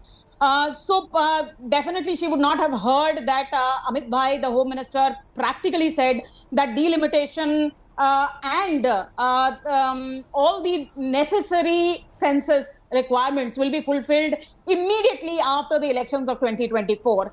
And hence we will, there's absolutely no stone which is going to be So it's a remained post-dated check. unturned to ensure No, Shweta that Shalini, implementation Shweta Shalini, will with happen you, in 2029. ma'am, just a minute. Ma'am, just a minute. No, so with due regard, it's a post-dated check. Not 11 years. 27 years women have waited in this country for this right that they have to represent the unrepresented. The women of this country, with due regard, ma'am, still do not know which is that election when this law will be implemented. There's still confusion. Will it be 2029? Will it be later? Didn't you hear the Home Minister say that 2029 we will leave no stone unturned to ensure that it gets implemented? And yes, it is going to take that much amount of time. Okay. Can I please come in? Yes, yeah, very quickly, yes, Supriya Srinath, respond to that. According to the Home Minister of the country, he did say that he hopes that it will be done by 2029. So there are two things that I have to say. Firstly, don't lie through your teeth, just like your colleagues in Parliament do. Smriti Irani should have read the draft bill that was presented and passed by the Rajya Sabha before she was lying through her teeth in Parliament about SC/ST women quota expiring before 15 years. She was caught lying. You are also caught lying. Rahul Gandhi was very much there while Amit Shah ji spoke, the Home Minister. So don't lie. And you don't have to speak on my behalf and apologize and all that. Let's all talk about ourselves. We are all empowered women here. On a day like today, let's not take pot shots at each other and try and disempower people. There is one simple thing that I'm asking. From your leader Uma Bharti to multiple other OBC leaders in the BJP who have come on record and say there should be quota reservation for OBC women. Are you going to deny OBC women this opportunity? And you cannot run away with the fact just because the Prime Minister is OBC, OBC women should not have that reservation. Can I just stop you there, Supriya, because I spoke earlier. Listen, ma'am, today is your day. I don't want to intervene with any women. I am delighted to see how so many women speak in Parliament, in my studio. You all are better communicators than men and probably make better politicians than men as well. I just want you to listen to Uma Bharti and then get Shweta Shalini, my other guest, and I want to tell you Dolly is herself a sarpanch, a woman sarpanch from Bihar, so I want to hear her perspective as well. Just a minute. Uma Bharti, whom I spoke to earlier, I asked her, Uma ji, across the board, women are coming out in support of the women's bill. So why is it that leaders like you are suddenly once again bringing in OBC quota? Your own party is saying no need for OBC quota. Why is Uma Bharti saying you want an OBC quota now for women within this women's reservation, ma'am? I expressed my happiness and pride when the Satra started from the new Parliament House and on Ganesh Chaturthi day, and it started with women reservation. For me, it was the moment of pride. But I never ever imagined, because I always was free and fearless and open out in public about my stand and my issue on the OBC reservation, because OBC are around more than 60% in this country, and they are the ones who are running the house, running the country, running the Parliament House and running the country, and their women should be given a separate reservation, because ST/SC reservation is a compulsion. So they will be there, it will be there in the women reservation. But other seats will go to the people. I don't know who it will go. So it is very necessary to have the OBC. If you remember in 1996, when Devgowda ji brought it first time, I am the one who stood. And I told him to take it back and come with the amendment. Then he gave it to the standing committee, and after that it kept pending. And now Prime Minister is bringing it. So I think whole country and whole world is looking at us and looking at the Prime Minister, who has so much of sympathy for the OBCs. And now this is after so much of hard work. Then OBC started believing in us, liking us, because around 10-15 years back, OBC used to disbelieve us. They used to think there is no place for them in our party. You want Umaji OBC quota within this reservation, but your political party should give tickets to OBC candidates. You see, my problem is the hypocrisy of parties. First of all, they don't give enough tickets to women. We have reached the stage of reservation because tickets were not given. Now you are saying give OBC women. What stops the BJP? You can give, as if you are committed to OBC, all parties. Give them tickets. Why do you need reservation every time? This question is basically going against the reservation of any kind in this country. No. So we cannot discuss, because when the reservation was given to ST and SC, it was given after a much thought that there is a certain section of society which is deprived, and the deprived section has to come up to this certain standard, and because of that this women reservation also came. So in that ST, SC is a compulsion actually. But OBC will be totally left behind. So we cannot discuss this, that there should be reservation or there should. Then we have to have a separate platform to discuss the reservation. The fact I will not discuss only one particular issue on the reservation. The fact is, Umaji, today if women are going to be given OBC reservation within women quota, then tomorrow men will say, give us also 27% OBC reservation for men in parliament. The thing is, once you start giving reservations of this kind, it will never end. Give tickets. Why do you need quota? Give women, OBC women, tickets. See, when the debate on the reservation started, Karpuri Thakur, Dr. Ram Manohar Lohia and other people like Chaudhary Charan Singh, they all were in the favor of this also. So we cannot discuss this also right now, because the reservation theory is based on the unjust, and people have to be bring on the same, they have to be brought to the same level. That is the reason. So if you say that why don't have a trust on having this, that parties will give ticket automatically to the OBCs, then they will give to the ST, SCs also. So basically, actually, we cannot challenge the theory of reservation. So when then why the reservation for the women? They can give to the women. Women have become chief minister in this party. I was chief minister, Basundara was chief minister, there was a woman defense minister, there was a woman HRD minister, there was a woman water resource minister. So why the reservation for the women? So when there is a reservation, then there has to be special provision for the ST, SC and for the OBC women. And OBC I am saying because they are the biggest section of this country and they are running the country. They are not beggars. Shweta Shalini, and then I'll come to my other guests, respond to this. Supriya Srinath has raised that the BJP is running away. We heard BJP is running away from caste census. Uma Bharti is saying give OBCs reservation. I want clarity from you. Is the BJP willing to consider reservations within women's reservation for OBCs? This has been a long-standing demand among many parties, particularly Janta, the old Janta Parivar. All of the Hindi heartland parties want this. Are you ready to consider it? Then I'll come to my other guests. Rajdeep, see, it's very clear. We've waited 27 years for something like this to happen. And when I say we, it is the women of the country, right? I think the first step has been achieved. And obviously, the second step is definitely going to be to look at the constitution and make the right kind of decisions regarding OBC and various other castes, because obviously, as Umaji said, they're 50% of the country today. But then, having said that, we will have to revise, we will have to look at the revision of the constitution. That has to be the second step. For that one step, should we go ahead and stop what women are getting at so this you're point saying of time? This is the first step. Okay. Ram Manohar Lohia, that Umaji was talking about, he primarily said that the most marginalized of the entire country are women in itself, and they're 50% of the voters. So today we are talking about women, and then we will move on to the next step, talking about, trying to talk about OBC women. Now, ST, because the provisions in the constitutions already exist, Can I make a that's small why point? ST has been considered. Now, OBC, if that provision needs to be considered, tomorrow the constitution will need to be revised. That will take a lot of time, and that is when Supriya ji, as she is putting it. And for Supriya ji, it's very simple. Did Congress have that in their bill? No, of course not. It is what it is. Shweta Shalini, you made your point. Shweta Shalini, you made your point. I want Supriya Srinath to respond and then conclude this bit on OBCs, because this entire issue was raised today by Sonia Gandhi, by Rahul Gandhi. It was raised by the Hindi heartland parties that have always raised it. Is the Congress basically doing this because you are targeting the OBC vote? Every party has realized today, Mahila vote and OBC vote.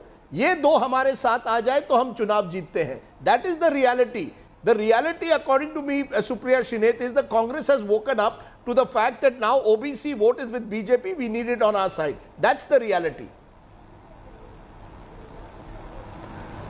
So I'm quite startled you say the Hindi heartland. You think the Tamil Nadu people don't want the caste census. You think people otherwise don't want caste census in Maharashtra and other parts of the country. Everybody wants a caste census. And that is the reality that the government is running away from. We have been saying, if you don't want to do a caste census, at least make the data public of the caste census that we have done. What is your problem? What is the rider? How is caste census linked to OBC reservation? Rajdeep, how is caste census linked to OBC reservation, ma'am? How is it linked? Because no, it is absolutely intrinsically linked, because OBC population of this country has been asking for a caste census, and that will give us an idea of the kind of misery that they are living under, the kind of marginalization that they have seen, the kind of women representation that they must have. I don't think there's anything wrong in asking for women's reservation in that category. I just want to make one small point for 10 seconds and then you can move on to everybody else. OBC? And the small point that I want to make is that you've had a brute majority government in 2014, a brute majority government in 2019. You waited till the end of 2023 to get a women's reservation bill going. You could have got this done in 2018. We could have had reservations. Why have you put the caveat? Why are you making women of this country wait for multiple more years before reservation for them becomes a reality? That's a simple question that nobody in the BJP has an answer to, because this is yet another political jumla. Kanpur में एक मिठाई की दुकान है, उसका नाम है ठग्गू के लड्डू. वो कहता है ऐसा कोई सगा नहीं जिसको हमने ठगा नहीं. आपने देश की आधी आबादी को ही ठग लिया. अब वो, this is a carrot. It will keep dangling. God alone knows when this bill will be a reality. That's the reality of this bill. I'll get Shweta Shalini to respond in a moment, but Reena Gupta and Dolly have waited very, very patiently. Reena Gupta, Aam Aadmi Party, does it have any issues at all with the women reservation bill as it is today? I mean, shouldn't even your party be really have given more tickets to women? The truth of the matter is that's where political parties failed, which is why we've reached this day. Reservation, in my view, not ideal. Rajdeep, we are very happy that the women's reservation bill has finally been passed. Having said that, I feel that it is another jumla by the Bharatiya Janata Party. Imagine a young woman watching your program today, a young woman who would want to contest. She would have to wait for at least another 15 years, and we don't even know whether it's going to be more than 15 years. So if the Bharatiya Janata Party really believed in women empowerment, they should have passed the women's reservation bill as it was. 33% reservation for women without any riders, without any caveats. No, so you're saying it should have been in the 2024 elections itself? Is that what you're saying? Absolutely. Absolutely, Rajdeep. Because now it's a jumlebaji. 15 साल के बाद किसने देखा क्या होने वाला है? Why can't we have the women's reservation bill for the upcoming Lok Sabha elections? That would have been a real victory for women across party lines. You remember, Rajdeep, in 2010, when it was passed through the Rajya Sabha, women across party lines, even women of BJP, they were rejoicing. How many women are rejoicing today? Because we know the reality. We know, we have seen how Bharatiya Janata Party keeps doing jumlebaji after the other. This is again another way of doing jumlebaji with the women of this country. And the second point is, Rajdeep, the second point is, if you look at the bill, there is no system of rotation, of reservation. So what could happen is that the seats which any political party thinks are difficult to win, those could be the seats given to women. Again, women are not going to be then represented in the parliament. So these are the nuances that one has to look into if you really want women empowerment, if you really want 33% women in the parliament. I want to make clear on the second point, ma'am. I have checked this. 1/3 of seats will be reserved for women and by rotation with a 15-year sunset clause. Over 15 years, the aim is to cover all 543 seats is what the government tells me is the intent of the bill. We can go into the details, but I want to introduce Dolly. No, Rajdeep, that's not what it is. It says till the next delimitation. I want to introduce Dolly Verma not as the way she's listed as an NGU, VU change leader, but as a woman sarpanch. Correct me if I'm wrong. You're from Bihar, Dolly, and you're a woman sarpanch. So you have a ground reality. One of the things that we believe is that women in local bodies are being dictated to by men. Sarpanch Pati. The man decides what the woman will do, often the husband of the woman Sarpanch. Is that true? Or do you believe even in Bihar, women अब empower हो गए हैं because of reservation? So it's not black and white, Rajdeep. I mean, this has been a journey of empowerment. And if you say that Sarpanch Pati culture, it is not only in Bihar. I mean, it is something which is prevalent in whole India. However, even my current ongoing campaign, which is No to Sarpanch Pati culture, is about that. Having said that, it doesn't mean that reservation doesn't help. I am myself second time sitting Sarpanch in Gram Panchayat of Gaya, and I have seen my colleagues who are elected Sarpanches, who are elected Mukhia. They have resumed leadership themselves. So you're telling me that once a woman becomes a Sarpanch, even in Bihar, she's able to assert herself. You have been able to assert yourself. Yes, for sure. And I mean, because I have that privilege, that I am educated and I have got all the opportunities. However, there are some women who didn't get so much, opportunity to study and to explore. For them also, I am speaking on behalf that yes, this reservation in local governance has helped them not only in their family but in society. Okay. And it also give direction to the new people, to the young girl, to the youth who really want to come in politics and they want to grow in politics. Dolly, that's excellent to hear. I want my panel to wait for a moment. I'm joined by another guest who's just come out of Parliament. Mahua Moitra spoke today in Parliament. MP of the Trinamool Congress also now joining me. Mahua Moitra, big day for women. Should we be celebrating, or are you like those who believe that you want to press the pause button because this could be a post-dated check? We don't know when it will be implemented. Do you believe 2 cheers today and 3 cheers only when the law actually is implemented? Rajdeep, like I said, that Mamata Banerjee and the Trinamool Congress have already implemented this. The question is not of us supporting the bill and us celebrating. I think this is a question you need to ask the ruling party. They are the ones who haven't implemented this. You don't need a law to tell someone to put 33% women in parliament. We've done it without a law. You run the BJP, just do it. You don't need a law to tell you to do the right thing. You just do it. No, one minute, Mahua Moitra. The Trinamool had 17 out of the 42 candidates in the Lok Sabha were women, 2019. Yes, well over 33%. That's almost 41%. Yes. But when it came to the assembly, out of 294, you had about 50 women who are given tickets. Now that's less than 20%. So I want to get it very clear. Do you believe that the way out should have been tickets for women rather than reservation? Look, no, not at all. It's very clear. Why did our founding mothers, there were 15 women in the Constituent Assembly, and they all unanimously voted to not have any special reservation for women because they fundamentally believe in an India which would award women on merit. Now, unfortunately, 75 years later, we've found that that hasn't been the case. Men in India have simply not agreed to give women an equal share of the sky and half the earth as they should. So failing that, when you don't have chief ministers like Mamata Banerjee, when you've obviously got leadership like the BJP that cannot break out of their patriarchal hegemony, in that case, what you need is a law. No, one minute. One minute. No, ma'am, let's be clear. On patriarchal, the patriarchy exists across all parties. Yes, the Trinamool Congress, led by a woman, has shown the way, conceded. Yes. But the truth of the matter, Mahua Moitra, is that almost every party has over the years not given enough tickets to women. There are two things. Please let me finish. Don't confuse the issue. There are two issues. One is, do you support women's reservation? That's a stupid question to even ask the Trinamool Congress, but of course we do. We've done it before anywhere else. We support it. We are living proof that it can be done and you don't need a law to do it. But if this country needs a law, and it appears that we do need a law after 75 years because other parties still haven't done it, we need a law. But then this is not the law. This is, like I said, a reservation rescheduling bill. This is dependent on on delimitation, which is dependent on the next census. We haven't got the 21 census yet.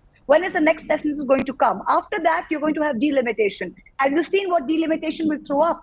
It will increase Kerala by 0%, Tamil Nadu by 26%, Andhra by 30%, and it will increase Rajasthan by 100%, UP and MP by 79%, Bihar by close to 90%. Do you think the southern states are going to accept this lying down? That they have been. So you're saying the bill has been pushed forward. Effectively, you're saying it's been implemented. It's been passed, but the implementation could take years. That's your concern. Am I correct? Implementation could take absolutely, and the implementation is dependent on delimitation. The current delimitation, based on population numbers, awards those states that have not been effectively be able to check their population, and disincentivizes those states that have actually done a good job of doing what they should have done. So under this situation, we are sitting on a powder keg. Come delimitation, please watch, mark my words, this is not going to be easy. Delimitation, where the northern states are sort of, in a disbalanced manner, increase their proportion representation in parliament at the expense of the southern states, is not going to be easy to implement. Let me ask you therefore, and delimitation is not going to be easy, okay. And hence to put and hence to link the women's reservation to delimitation merely means that this is a legally mandated procrastination, a legally mandated delay. Nothing more. If you want to do it, put your money where your mouth is. Do it now based on the voters list. Let me therefore ask you one final question before I go back to my panel, because the fact is, Mahua Moitra, do you believe this has therefore been done with 2024 in mind? Narendra Modi ji, Amit Shah ji will go to the people and say, "Humne mahilaon ko arakshan diya. Vote for us." Women will vote for them. Of course, today for the first time I saw the Prime Minister usually comes into the House, speaks and leaves. Today he was sitting there for close to 3 hours while voting was going on. I think it's the longest he's ever spent in the Lok Sabha. Why was he doing this? Because when he will go out, the media will see him and the media will all say, wow, this Prime Minister, to get his women's reservation bill that is so close to his heart, sat in the House. Exactly. But he's passed it. Women's reservation, he's passed it. It's a jumla. What has he passed? Has he passed a women's reservation bill? Is it going to be implemented in 24? Is it even going to be implemented in 29? Okay. It's like the NRC and the CAA. Have they implemented it? They got the votes in Bengal, the Hindu votes in Bengal based on this CAA, NRC. Has to have even the guidelines. Okay, I think I get your point. It's a complete election jumla for them to go out and thumb their chest. Okay, so you're saying it's an election. So you're applauding and supporting the women's reservation bill, but you're questioning the manner in which it is being linked to delimitation and therefore saying it's an election jumla. Okay, Mahua Moitra. If you really wanted to do it, you could have done it. You're not doing it. Okay. Thank you very much for joining me. I want to go back therefore to Shweta Shalini, because you're getting it from all sides, ma'am. Every speaker on this program from the other parties is raising the question of delimitation. If you were serious about women's reservation, why link it to an uncertain process like delimitation that could take years? It could take a decade before we will have women's reservation. Why should I then applaud anything that happened today? If the Prime Minister and the Home Minister were serious, they could have said what Supriya Srinath is saying, implement it in 2024. Forget OBCs, but implement it. Rajdeep, I can hear you and all the other people on your panel talk the same thing, like mandir wahi banayenge but date nahi batayenge. There was a time that everybody said, oh, I can give it to you in writing. The 370 clause is never going to be abolished. But here, hail today, we have mandir date coming by very, very close in January. And Article 370, which is gone and finished. Give me a women reservation date. Give me the date when I can pop the bubbly and celebrate. Home Minister has already given the date. No, he has not given the date. He has said he hopes.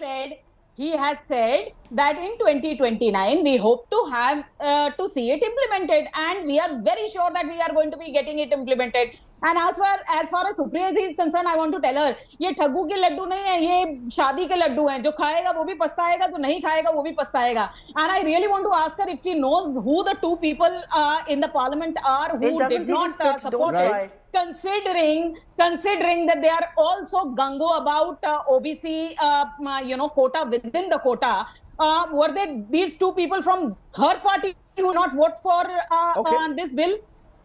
Can I please come in? Yeah, I'll give you a final word, Supriya Srinath. Today, I've decided Can I please make a the women are going to take over. We are going to hear more from you. Go ahead. I just have something to say. She talked about Amit Shah ji hopes the bill will be a reality in 2029. I hope that one day Mr. Modi and your government will stop lying, because achhe din, 15 lakh in every account, you know, doubling farmers' income, $5 trillion economy, a roof on every head, the 100 smart cities. These were tall promises that you made. And where are those promises? Is there a timeline? Is there a sunset clause to any of those promises? No. And which is why I say the women's reservation bill is a carrot that they have dangled. Ek jumla inhone diya hai desh ki aadhi abadi ko. They will wait for another 16 years before it becomes a reality. Too much water had flown under the bridge. This could have been historic. This could have been done with immediate effect. Putting caveat and riders has only made half the country's population wait for more time, and shame on you for doing that. You could have won this historic moment. You could have made this a reality for women, but you chose not to. Why are you so unhappy, and that tells you your real intention. Why are you so unhappy, Supriya? Today is a day to celebrate. You and me so should you cannot celebrate. do anything for women. She wants you to celebrate together. Supriya ji, Shweta Shali Singh celebrate. So agitated, but I am just telling you and exposing today is your a day to celebrate. As women, we are going to see you in the parliament soon. Your hypocrisy, my dear. Reena Gupta, you want to celebrate? Okay. 2 crore rozgar, so smart city. That's what this government is all about. Jumlas. Okay, Reena Gupta, you want to celebrate today or not? Rajdeep, I want to celebrate, but there is no reason to celebrate. It's a clear jumla, as we have all been saying, like all the other jumlas that they've been throwing at the country, Naukri, Rozgar, Mehengai, all of that. This is just another jumla, and Bharatiya Janata Party is the most anti-women party. Okay. They have Braj Bhushan Sharan Singh in their party still.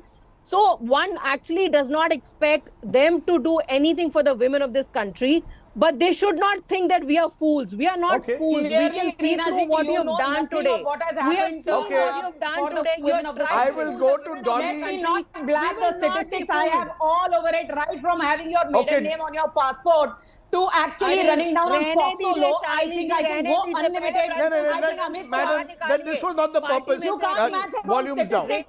Volumes down. The idea today was, in a way, to reflect on the bill's strengths and weaknesses. Certainly, the question mark over delimitation is there. Will that then lead to this bill simply being kicked forward like a lot of laws in this? But Dolly, I want to give you the final word, because it is impressive to have a young woman, Sarpanch from Bihar, on my program today. What's your message? Are you happy today, or are you also worried that will you actually get women's reservation in parliament and assemblies? Rajdeep, certainly I am happy about it, because we've been waiting for this for last 27 years. At least this government has made it passed in Lok Sabha and hopefully tomorrow in Rajya Sabha, which none of the government was able to do. So we have to actually applaud this government at least for doing it. Yes, I completely understand that we have to wait for some time, and that time is still uncertain. But yes, when I speak from someone who is sitting on in local governance and look forward to grow in politics, certainly I am very much hopeful about it. Okay, and I hope to see all four of you in parliament one day. Supriya Shrineth, I'm sure you will be there sooner rather than later. Reena Gupta. 15 lakh Dolly Varmas are elected today because Rajiv Gandhi took the affirmative action on Panchayati Raj that he did. Ma'am, that is 15 lakh Dolly Varmas, and that's what we should be proud about. That is what we need to work towards. And Supriya ji will come to the parliament 2029 because today in the special parliament Narendra Modi ji passed that bill. Thank you. Your name is Shweta. Okay, ma'am, that's it. On that note, let's, Rajiv Gandhi in 1989 did bring in what is our landmark legislation, which gave the likes of Dolly a chance to be sarpanches. All credit to that. And if Prime Minister Modi acts on what he's done, ensures delimitation within a time frame, at least latest by 29, there must be a commitment. He too will have passed a landmark legislation.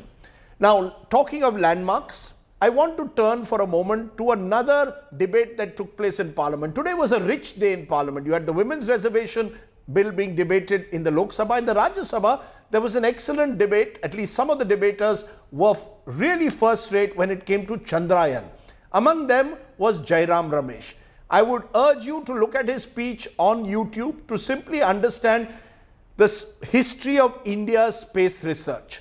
Because, as he rightly said, space research is a symbol of continuity from Jawaharlal Nehru to Narendra Modi. Listen into Jairam Ramesh's excellent speech today.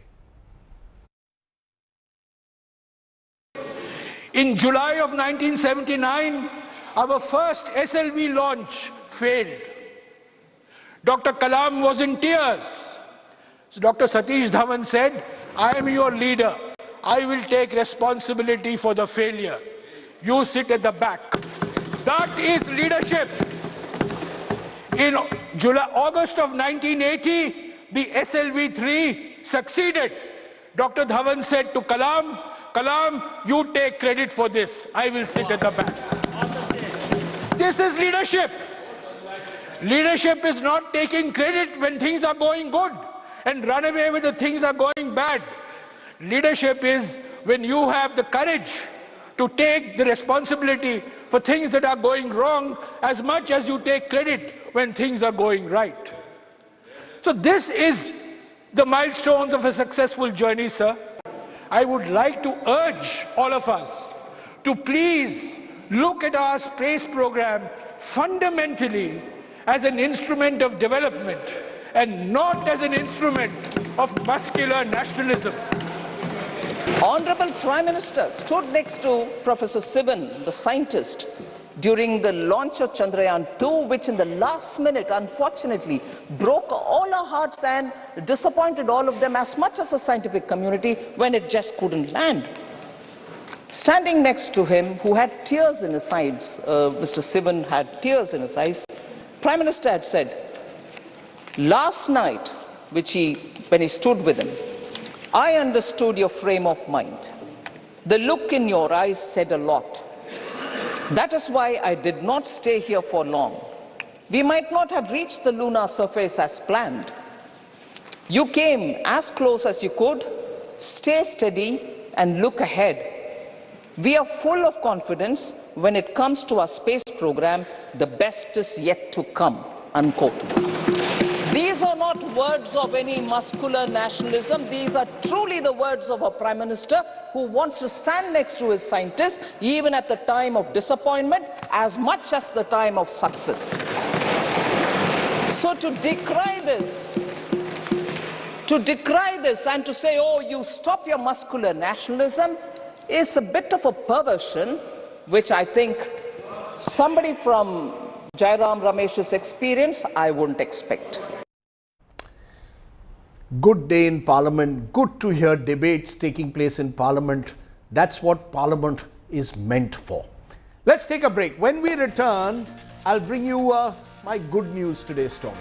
Let's give you a bit of good news when we return. You're watching the news today.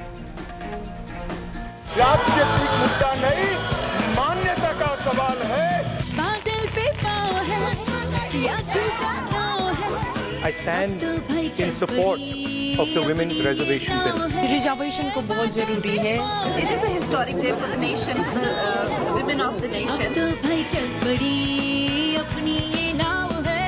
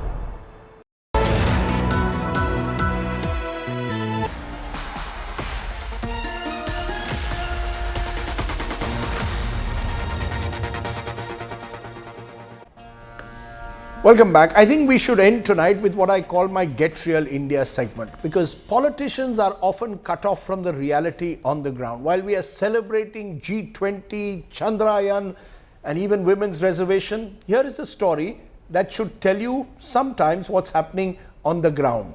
Employees of Ranchi's ailing public sector unit, Heavy Engineering Corporation, are now selling momos and driving auto rickshaws to survive.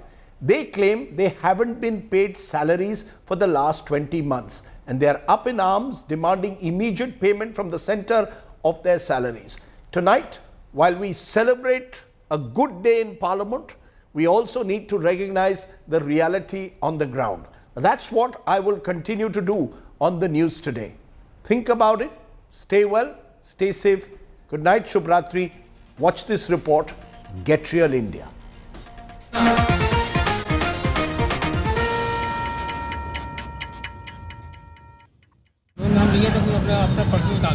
Kaushal Kishore is an employee in the ailing Ranchi-based public sector unit, the Heavy Engineering Corporation. Kishore and his wife are now forced to sell momos to make ends meet as he hasn't received the salary for the last 20 months. Many HEC employees face the same plight. हमारे बहुत ऐसे साथी हैं जो छोटे छोटे दुकान का इडली है, मोमोज है, इस तरह का दुकान खोल के बैठे हुए हैं और मतलब अपनी मजबूरी में काम कर रहे हैं। बच्चे का भविष्य अधर में है, सभी स्कूलों से नाम काट दिया जा रहा है, उनका फीस नहीं दिया जा रहा है और तरह तरह की परेशानी आ रही है, जिससे हम लोग का तो भविष्य बेकार हो ही गया, हम लोगों के बाल बच्चों का भी भविष्य बेकार हो गया। HEC employees who are up in arms against the centre for non-payment of salaries recently staged a dharna outside the Raj Bhavan in Ranchi. HEC को बेचने का साजिश बंद करो। 60 साल की पुरानी मशीन से कोई आज के कंपटीशन कर सकता है? नहीं कर सकता है। हमारा 60 साल का पुरानी मशीन से आपको बता दें, 7 दिन पहले हमने भेजा आदित्य L1 के लिए सामान बना के भेजा है। The employees claim that the PSU played a role in manufacturing key components of all 3 Chandrayaan missions. But the claim has been rejected by the government. The Press Information Bureau has clarified that the HEC was not entrusted with the manufacturing of any components for Chandrayaan. The government admitted that the HEC had supplied some components to ISRO from 2003 to 2010. With Lok Sabha and Jharkhand Assembly polls scheduled for next year, the plight of HEC employees has become a political issue in the state. With Satyajit Kumar in Ranchi, Bureau Report, India Today.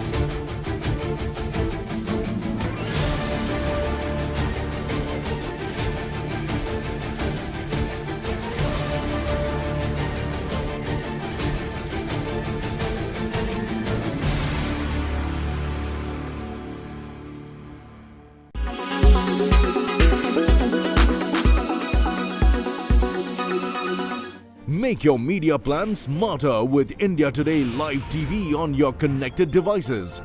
Amplify your brand with 100 million smart internet viewers. To advertise, mail us at sales@aajtak.com.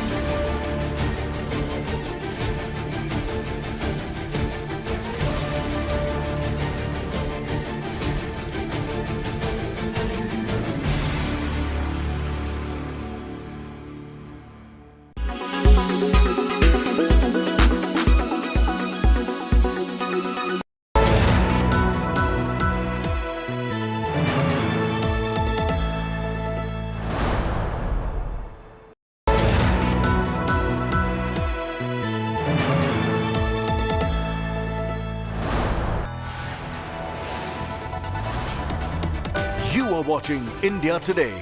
Powered by Finest, Be Sustainable Change, a B&P Group company. Powered by Volkswagen. Co-powered by PolicyBazaar.com. Her family होगी insured.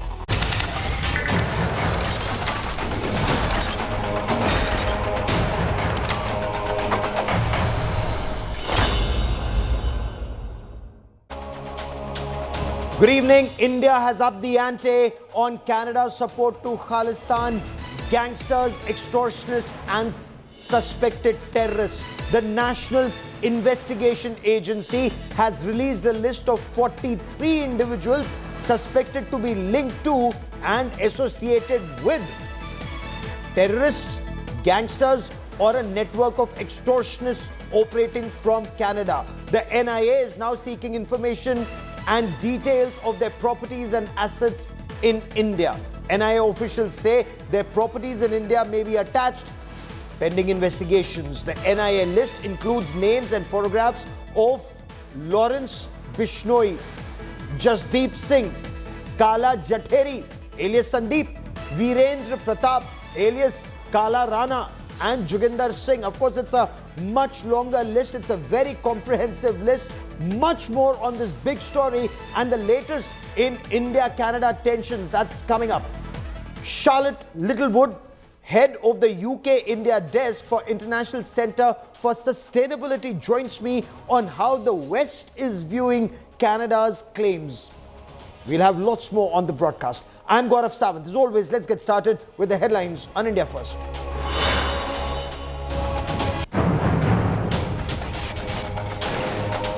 History made in Lok Sabha. Women's Reservation Bill passed by overwhelming majority. Prime Minister Narendra Modi says historic legislation will boost women empowerment.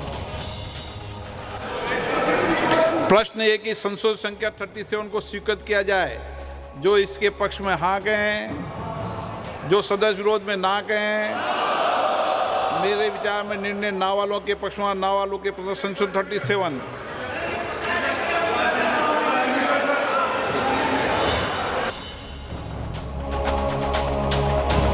Clamour for OBC women's reservation grows as Congress and other opposition parties demand OBC reservation in the women's quota bill. Amit Shah calls it vote bank politics, says it's the BJP that gave the nation an OBC Prime Minister and the largest number of OBC ministers.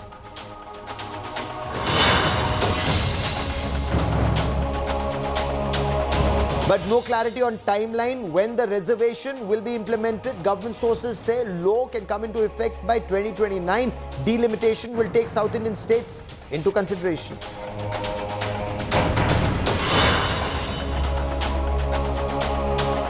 Karnataka moves Supreme Court to overturn Kaveri water release demand to Tamil Nadu, says the Kaveri reservoir levels are at a low, cannot release more water.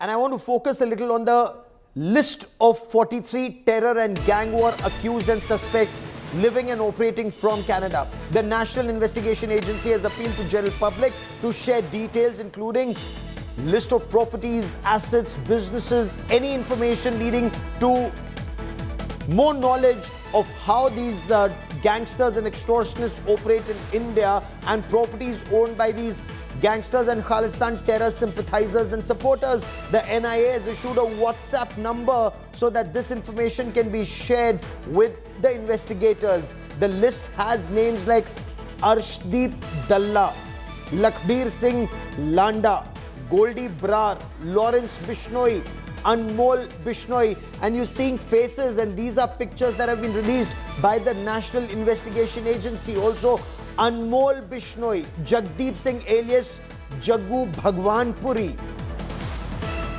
We'll talk about the NIA investigations and the claims that have been made by Canada's Prime Minister Justin Trudeau and the reaction in Canada and across the world. I quickly want to cut across to Charlotte Littlewood, head of UK India desk for International Centre for Sustainability.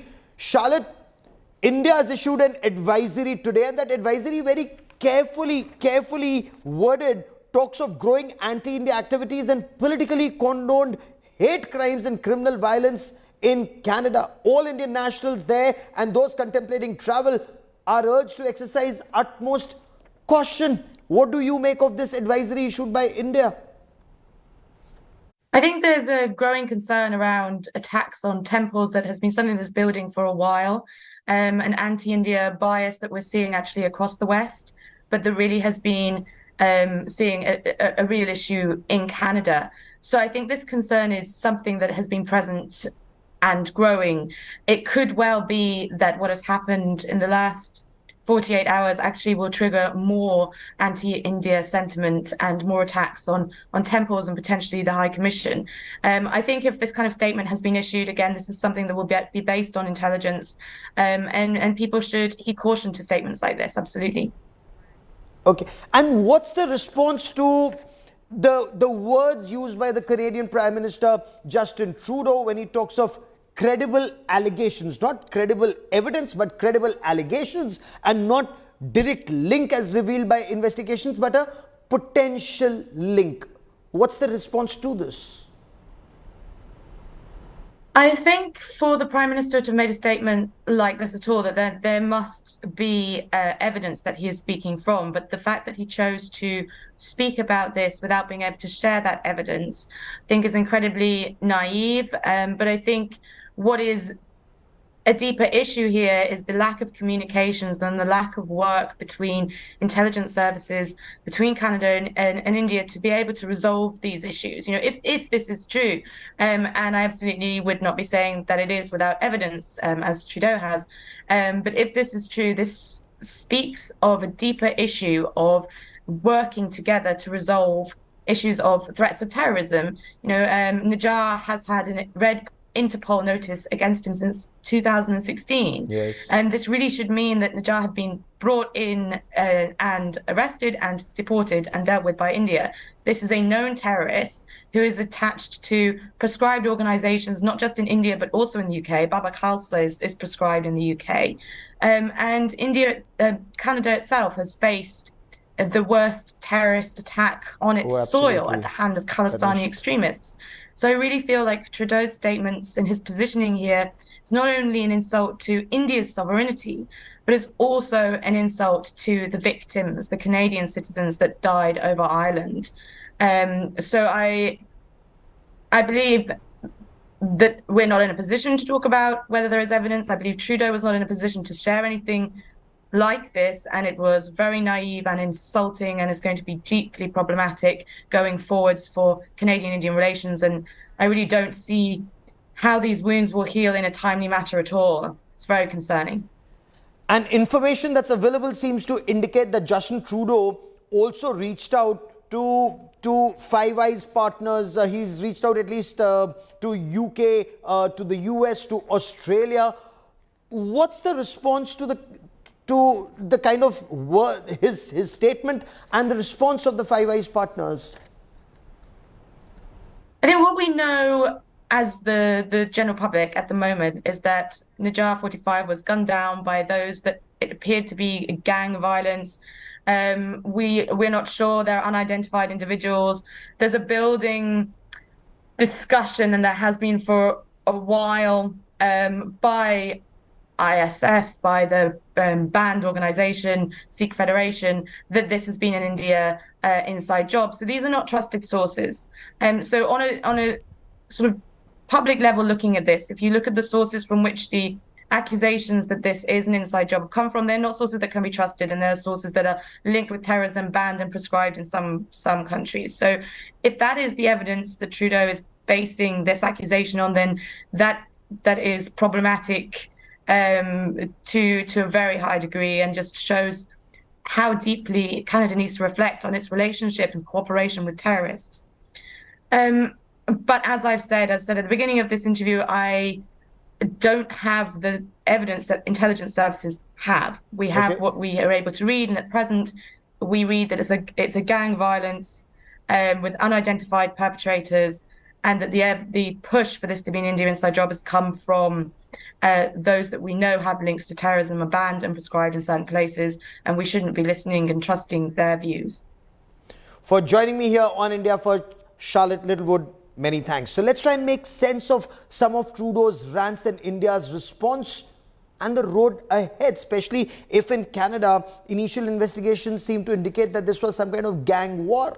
Joining me on India First is Shashikant, former Director General of the Punjab Police, someone who's worked on Khalistan terror and against terrorists in India and in Canada. Also with me is, with great respect, I want to introduce Gyani Bhuta Singh Ji. He's a highly respected Sikh religious teacher and preacher. Mr. Shashikant, what do you make of the NIA list? Will this put pressure on Khalistan supporters and sympathizers in Canada and perhaps even in India? Yes, certainly it will. But talking of Canada and talking of Trudeau, also ultimately at last the cat is out of the bag. Now the entire world knows what Canada had been trying to hide, how he had been trying to encourage these terrorists, militants, drug smugglers, etc., and how they were trying to foment trouble in India. Now that it's for the entire world to see, and you were talking about reaction about these partner countries. Yes. The latest statement by Trudeau, you could see his facial expression when he said that he doesn't want to provoke India. It shows what he might have been told by these countries. Thank you. Okay, that's an interesting point you make there, sir. Gyani Bhuta Singh ji, Justin Trudeau ने जो बयान दिया निज्जर के ऊपर, आप उसे किस तरह से देखते हैं? देखो, ਜਸਟਿਨ ਟਰੂਡੋ ਦਾ ਜਿਹੜਾ ਬਿਆਨ ਹੈਗਾ, ਸਭ ਤੋਂ ਪਹਿਲਾਂ ਤਾਂ ਉਹਨਾਂ ਦੇ ਕੋਲ ਕੋਈ ਸਬੂਤ ਹੈ ਨਹੀਂਗਾ ਜੀ। ਉਹਨਾਂ ਦੀ ਮੌਤ ਨੂੰ 3 ਮਹੀਨੇ ਹੋਏ ਨੇ, ਆਪ ਜੀ ਨੂੰ ਪਤਾ ਹੈ ਜੀ। ਤੇ ਜਦੋਂ ਤੁਸੀਂ ਕਨਿਕਸ ਹਾਦਸਾ ਦੇਖਦੇ ਹੋ ਜਿਹੜਾ 1985 ਦੇ ਵਿੱਚ ਹੁੰਦਾ ਹੈ ਜੀ, ਕਨਿਸ਼ਕ, ਤੇ ਉਹਦੇ ਵਿੱਚ 339 ਬੰਦੇ ਮਾਰੇ ਗਏ, ਉਹਨੂੰ 38 ਸਾਲ ਹੋ ਗਏ ਪੂਰੇ, 38 ਜੀ। ਤੇ 38 ਸਾਲਾਂ ਦੇ ਵਿੱਚ ਉਹਨਾਂ ਨੇ ਇਨਵੈਸਟੀਗੇਸ਼ਨ ਕਿੰਨੀ ਕਰ ਲਈ, ਕੀ ਉਹਨਾਂ ਨੂੰ ਪਤਾ ਲੱਗ ਗਿਆ, ਜਿਹੜਾ ਹੁਣ 3 ਮਹੀਨਿਆਂ ਵਿੱਚ ਉਹਨਾਂ ਨੇ ਇਨਵੈਸਟੀਗੇਸ਼ਨ ਕਰਕੇ ਇਲਜ਼ਾਮ ਲਾ ਦਿੱਤੇ ਆ। ਦੂਜੀ ਗੱਲ, ਹਰਦੀਪ ਸਿੰਘ ਨਿੱਜਰ ਦਾ ਜਿਹੜਾ ਬੈਕਗਰਾਉਂਡ ਹੈਗਾ, ਤੁਸੀਂ ਉਹਨੂੰ ਦੇਖ ਕੇ ਉਹਦੀ ਬੈਕਗਰਾਉਂਡ ਕੀ ਆ, ਉਹਦੀ ਬੈਕਗਰਾਉਂਡ ਹੈਗੀ ਆ ਉਹ ਅੱਤਵਾਦੀ ਬੰਦਾ। ਜਦੋਂ ਇੰਡੀਆ ਤੋਂ ਕੈਨੇਡਾ ਜਾਂਦਾ ਹੈ ਜੀ, ਉਹਦੇ ਕੋਲੇ ਪਾਸਪੋਰਟ ਵੀ ਜਾਲੀ ਹੈਗਾ ਜੀ। ਅਸਬੰਦੀ ਦੂਜਾ ਰਵੀ ਸ਼ਰਮਾ ਦੇ ਨਾਂ ਤੇ ਉਹਦੇ ਕੋਲੇ ਪਾਸਪੋਰਟ ਸੀਗਾ ਜੀ, ਜਦੋਂ ਕੈਨੇਡਾ ਗਿਆ, ਤੁਹਾਨੂੰ ਪਤਾ ਹੋਣਾ। ਕੈਨੇਡਾ ਤੋਂ ਉਹ ਜਾਂਦਾ ਅਮਰੀਕਾ, ਅਮਰੀਕਾ ਦੇ ਵਿੱਚ ਖਾਲਸਾ ਟਾਈਗਰ ਫੋਰਸ ਬਣਾਉਂਦਾ ਹੈ ਜੀ। ਫਿਰ ਉਹ ਦੁਬਾਰਾ ਕੈਨੇਡਾ ਜਾਂਦਾ ਹੈ। ਕੈਨੇਡਾ ਜਾ ਕੇ ਉਹਦੀਆਂ ਜਿਹੜੀਆਂ ਤਾਰਾਂ ਨੇ, ਜਿਹੜੇ ਰਿਲੇਸ਼ਨ ਹੈਗੇ ਆ ਗੋਲਡੀ ਬਰਾੜ ਦੇ ਨਾਲ, ਤੇ ਆਪ ਜੀ ਨੇ ਦੱਸਿਆ। ਤੇ ਉਦੋਂ ਪਹਿਲਾਂ ਅਰਸ਼ਦੀਪ ਦੂਜਾ ਹੈਗਾ ਅਰਸ਼ਦੀਪ ਦੱਲਾ ਜੀ, ਤੇ ਫਿਰ ਤੁਸੀਂ ਸੁਖਵੀਰ ਲੰਡੇ ਦੇ ਨਾਲ ਉਹਨੂੰ ਜੋੜ ਰਹੇ ਹੋ। ਇਹ ਸਹੀ ਗੱਲਾਂ ਨੇ। ਤੇ ਹੁਣ ਇਹ ਬੰਦੇ ਕੈਨੇਡਾ ਤੋਂ ਬੈਠੇ ਫਰੋਤੀ ਦੇ ਲਈ ਕਾਲਾਂ ਕਰਦੇ ਨੇ ਇੰਡੀਆ ਦੇ ਵਿੱਚ ਜੀ, ਤੇ ਉਹ ਫਰੋਤੀਆਂ ਕਈ ਬੰਦਿਆਂ ਤੋਂ ਲਈਆਂ ਗਈਆਂ ਨੇ ਕੈਨੇਡਾ ਤੋਂ ਕਾਲ ਕਰਕੇ।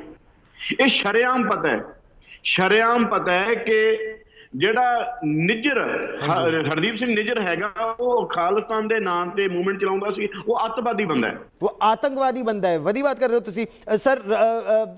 Stay with us, sir, for a moment, and I want to bring in Mr. Shashikant into this conversation once again. Sir, as a former top cop, what do you make of Justin Trudeau's statement? He's the Prime Minister of a country. He's supposed to have information about people like Nijjar. Gyani Bhuta Singh ji says वो आतंकवादी बंदा है, extortionists के साथ रह रहा है. I mean, he's with extortionists. He's a terrorist. He's running a Khalistan movement. He's apparently traveled to Pakistan. What do you make of Justin Trudeau's statement, sir? Well, sir, Mr. Trudeau is running a minority government. He doesn't have enough support in the parliament there.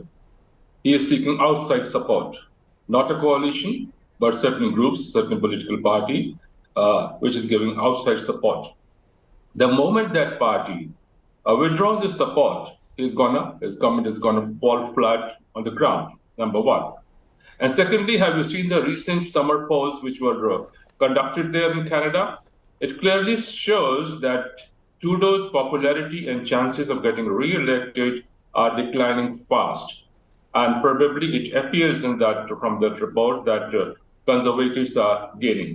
Okay. So this is nothing but a desperate attempt to continue wound people, particularly Punjabi's diaspora, so that he continues getting their support and he can survive. He can survive. That's about all. Okay. That's what. And my opening sentence, like you said, was ultimately the cat is out of bag. Entire world knows it now. Thank you. Cat is out of the bag. Justin Trudeau stands exposed. ज्ञानी बूटा सिंह जी, क्या Justin Trudeau के बयान के बाद खालिस्तान का जो समर्थन करते हैं, जो उनके साथ है, उनको और बढ़ावा मिलेगा कनाडा में, और क्या हिंदुस्तानियों की जान और खतरे में पड़ जाएगी, और भारत में क्या होगा, पंजाब में क्या होगा? देखो, ਅਸੀਂ ਜਦੋਂ इंडिया की बात करते हैं ना, इंडिया में गैंगस्टरवाद कितना है ये आपको पता है जी। वही हालात कनाडा में हो जाएंगे जे ट्रूडो उस गैंगस्टर की या खालिस्तानियों की बात करता है। नंबर 2, जे ट्रूडो इतना ही विश्वास करते हैं खालिस्तानियों के ऊपर या गैंगस्टर के ऊपर, फिर कनाडा में 2 स्टेटें दे दे उसको खालिस्तान बनाने के लिए। ट्रूडो 2 स्टेटें कनाडा में दे दे, बात बन जाएगी। किसी के कहने की बात नहीं है, मैं आपको जी सीधी सीधी बात बताता हूं, थोड़ा जा गौर से सुनिए। हाँ जी सर। जस्टिन ट्रूडो ने जो बयान दिया है वो कदों दिया है, कब दिया है जी? जदों निज्जर दी मौत हो जाती है उसको 3 महीने बाद में देते हैं जी। 3 महीने हो गए। जब मौत हुई थी उस वक्त कौन बयान दिया, उस वक्त कौन सा स्टेटमेंट दी उसकी? अब क्यों दी, अब क्या प्रॉब्लम आई जी? और आपका क्या मानना है, क्या प्रॉब्लम आई? लेकिन इस पर भी हम चर्चा करेंगे। Mister Shashikant, is Justin Trudeau actually playing with fire, shielding terrorist, shielding gangsters on his soil? It's quite like Pakistan that had been warned that if you keep snakes in your backyard, one day they'll bite you. Is that a real fear in Canada, sir? You're absolutely right, sir. What I fear, what I can foresee is the increasing trouble, tensions, and God forbid maybe violence in Canada. These ethnic things are very bad. It is such a fire. It's not easy. One shouldn't play with this kind of fire. And Justice Mr. Trudeau is trying to increase his own troubles. I think that's why I said he's trying to bend backwards to woo a certain group which has been giving outside support to his political party without realizing what he is heading for. And I have got friends in Canada and some relatives in Canada, and they all say that there's increasing sense of insecurity amongst Indians. And Indians, when I say, it's all Sikhs as well as other Punjabis also. I'm talking about entire diaspora. Sir. I don't say, and it's not possible, and it's a wrong notion that the entire diaspora is supporting Khalistan. No way. It is just a small section. It just happens that they have got money, they've got muscle power, they've got big mouths, and they ensure that their voices travels out and everybody hears that. They are just trying to scare people, and Canada, this particular party, Trudeau, everybody, I think they are on decline. They are in for very, very tough times. That's what my guess is. Thank you. Fair enough. ज्ञानी बूटा सिंह जी, जो लोग निज्जर को आप कह रहे हैं वो एक आतंकवादी प्रवृत्ति का आदमी है, गैंगस्टर्स के साथ रह रहा था, लेकिन जो लोग ये कह रहे हैं कि नहीं गलत हुआ, वो उनको आप क्या कहना चाहोगे? जिस तरह के लोगों को जस्टिन ट्रूडो समर्थन कर रहे हैं, कभी लांडा हो गया, कभी दल्ला हो गया, कभी निज्जर हो गया, आप क्या कहना चाहोगे? देखो, जो लोग कनाडा में रहते हैं जी, जे उनकी बात करेंगे, जे ਉਹ ਲੋਕ ਨੇ ਜਿਹੜੇ ਇੰਡੀਆ ਤੋਂ ਇਹ ਕਹਿ ਕੇ ਗਏ ਨੇ ਕਿ ਅਸੀਂ ਇੰਡੀਆ ਵਿੱਚ ਸੇਫ ਨਹੀਂ ਹੈਗੇ, ਸਾਨੂੰ ਪ੍ਰੋਬਲਮ ਸੀ। ਹੁਣ ਜਦੋਂ ਤੁਸੀਂ ਕਾਨੂੰਨ ਵਿਵਸਥਾ ਦੀ ਗੱਲ ਕਰਦੇ ਹੋ, ਫਿਰ ਉਹੀ ਕਾਨੂੰਨ ਵਿਵਸਥਾ ਕੈਨੇਡਾ ਵਿੱਚ ਵੀ ਲਾਗੂ ਹੋਣੀ ਚਾਹੀਦੀ ਹੈ। ਉੱਥੇ ਵੀ ਹਾਲਾਤ ਇਹ ਲੋਕ ਉਹੀ ਨੇ ਜਿਹੜੇ ਇੰਡੀਆ ਤੋਂ ਗਏ ਨੇ, ਉਹੀ ਉੱਥੇ ਹਾਲਾਤ ਖਰਾਬ ਕਰ ਰਹੇ ਨੇ। ਇਹ ਲੋਕ, ਜੇ ਤੁਸੀਂ ਖਾਲਿਸਤਾਨ ਦੀ ਗੱਲ ਕਰੋਗੇ ਜੀ, ਖਾਲਿਸਤਾਨ ਨੂੰ ਕਿੰਨੇ % ਲੋਕ ਇੰਡੀਆ ਵਿੱਚ ਆਉਂਦੇ ਆ, ਕਿੰਨੇ % ਕੈਨੇਡਾ ਵਿੱਚ ਆਉਂਦੇ ਆ? ਬਿਲਕੁਲ ਨਹੀਂ। 2-4% ਹੋ ਸਕਦੇ ਆ ਇੰਡੀਆ ਵਿੱਚ ਜਾਂ ਕੈਨੇਡਾ ਦੇ ਵਿੱਚ, ਬਹੁਤੇ ਲੋਕ ਹੈ ਨਹੀਂਗੇ। ਇਹ ਉਹ ਲੋਕ ਨੇ ਜਿਹੜੇ ਖਾਲਿਸਤਾਨ ਦੇ ਨਾਮ ਤੇ ਫੰਡਿੰਗ ਇਕੱਠੀ ਕਰਦੇ ਆ ਔਰ ਲੋਕਾਂ ਨੂੰ ਗੁੰਮਰਾਹ ਕਰਦੇ ਆ। ਇਹਨਾਂ ਦੇ ਜਿਹੜੇ ਕੈਨੇਡਾ ਵਿੱਚ ਬੰਦੇ ਖਾਲਿਸਤਾਨੀ ਬੈਠੇ ਆ, ਇਹਨਾਂ ਦੇ ਆਪਣੇ ਬੇਟੇ ਜਾਂ ਆਪਣਾ ਪਰਿਵਾਰ ਤਾਂ ਇਹ ਕਹਿੰਦੇ ਵੱਡੇ ਵੱਡੇ ਡਾਕਟਰ ਬਣਨ, ਇੰਜੀਨੀਅਰ ਬਣਨ, ਉੱਥੇ ਇਹ ਬਣਾ ਰਹੇ ਨੇ। ਫਿਰ ਜਿਹੜੇ ਇੰਡੀਆ ਦੇ ਵਿੱਚ ਸਾਡੇ ਅਨਪੜ੍ਹ ਲੋਕ ਨੇ ਜਾਂ ਅਨਪੜ੍ਹ ਯੂਥ ਹੈਗਾ, ਉਹਨੂੰ ਇਹ ਬਗਲਾ ਕੇ ਕਹਿ ਲਈਏ ਗੁੰਮਰਾਹ ਕਰਕੇ ਡਾਲਰ ਦਾ ਲਾਲਚ ਦੇ ਕੇ ਉਹਨਾਂ ਦੇ ਕੋਲੋਂ ਝੰਡੇ ਚੜਾਉਣ ਦੀ ਗੱਲ ਕਰਦੇ ਆ, ਭਾਵੇਂ ਕਿਸੇ ਇੰਡੀਆ ਦੇ ਵਿੱਚ ਖਾਲਿਸਤਾਨ ਦਾ ਹੋਵੇ ਜਾਂ ਕੋਈ ਹੋਰ। ਜਾਣੀ ਕਿ ਇਹ ਉਹ ਲੋਕ ਨੇ ਜਿਹੜੇ ਪੰਜਾਬ ਦੇ ਲੋਕਾਂ ਨੂੰ ਗੁੰਮਰਾਹ ਕਰਕੇ ਇਸ ਰਸਤੇ ਤੇ ਤੋਰ ਰਹੇ ਨੇ। ਆਉਣ ਵਾਲਾ ਸਮਾਂ ਸਾਡੇ ਲਈ ਤੇ ਜਿਹੜੇ ਇੰਡੀਆ ਦੇ ਕੈਨੇਡਾ ਵਿੱਚ ਲੋਕ ਰਹਿੰਦੇ ਨੇ ਉਹਨਾਂ ਲਈ ਬਹੁਤ घातक होएगा। ये बहुत बड़ी बात आप कह रहे हो और बहुत बड़ी चिंता की बात है। The coming weeks and months will be very dangerous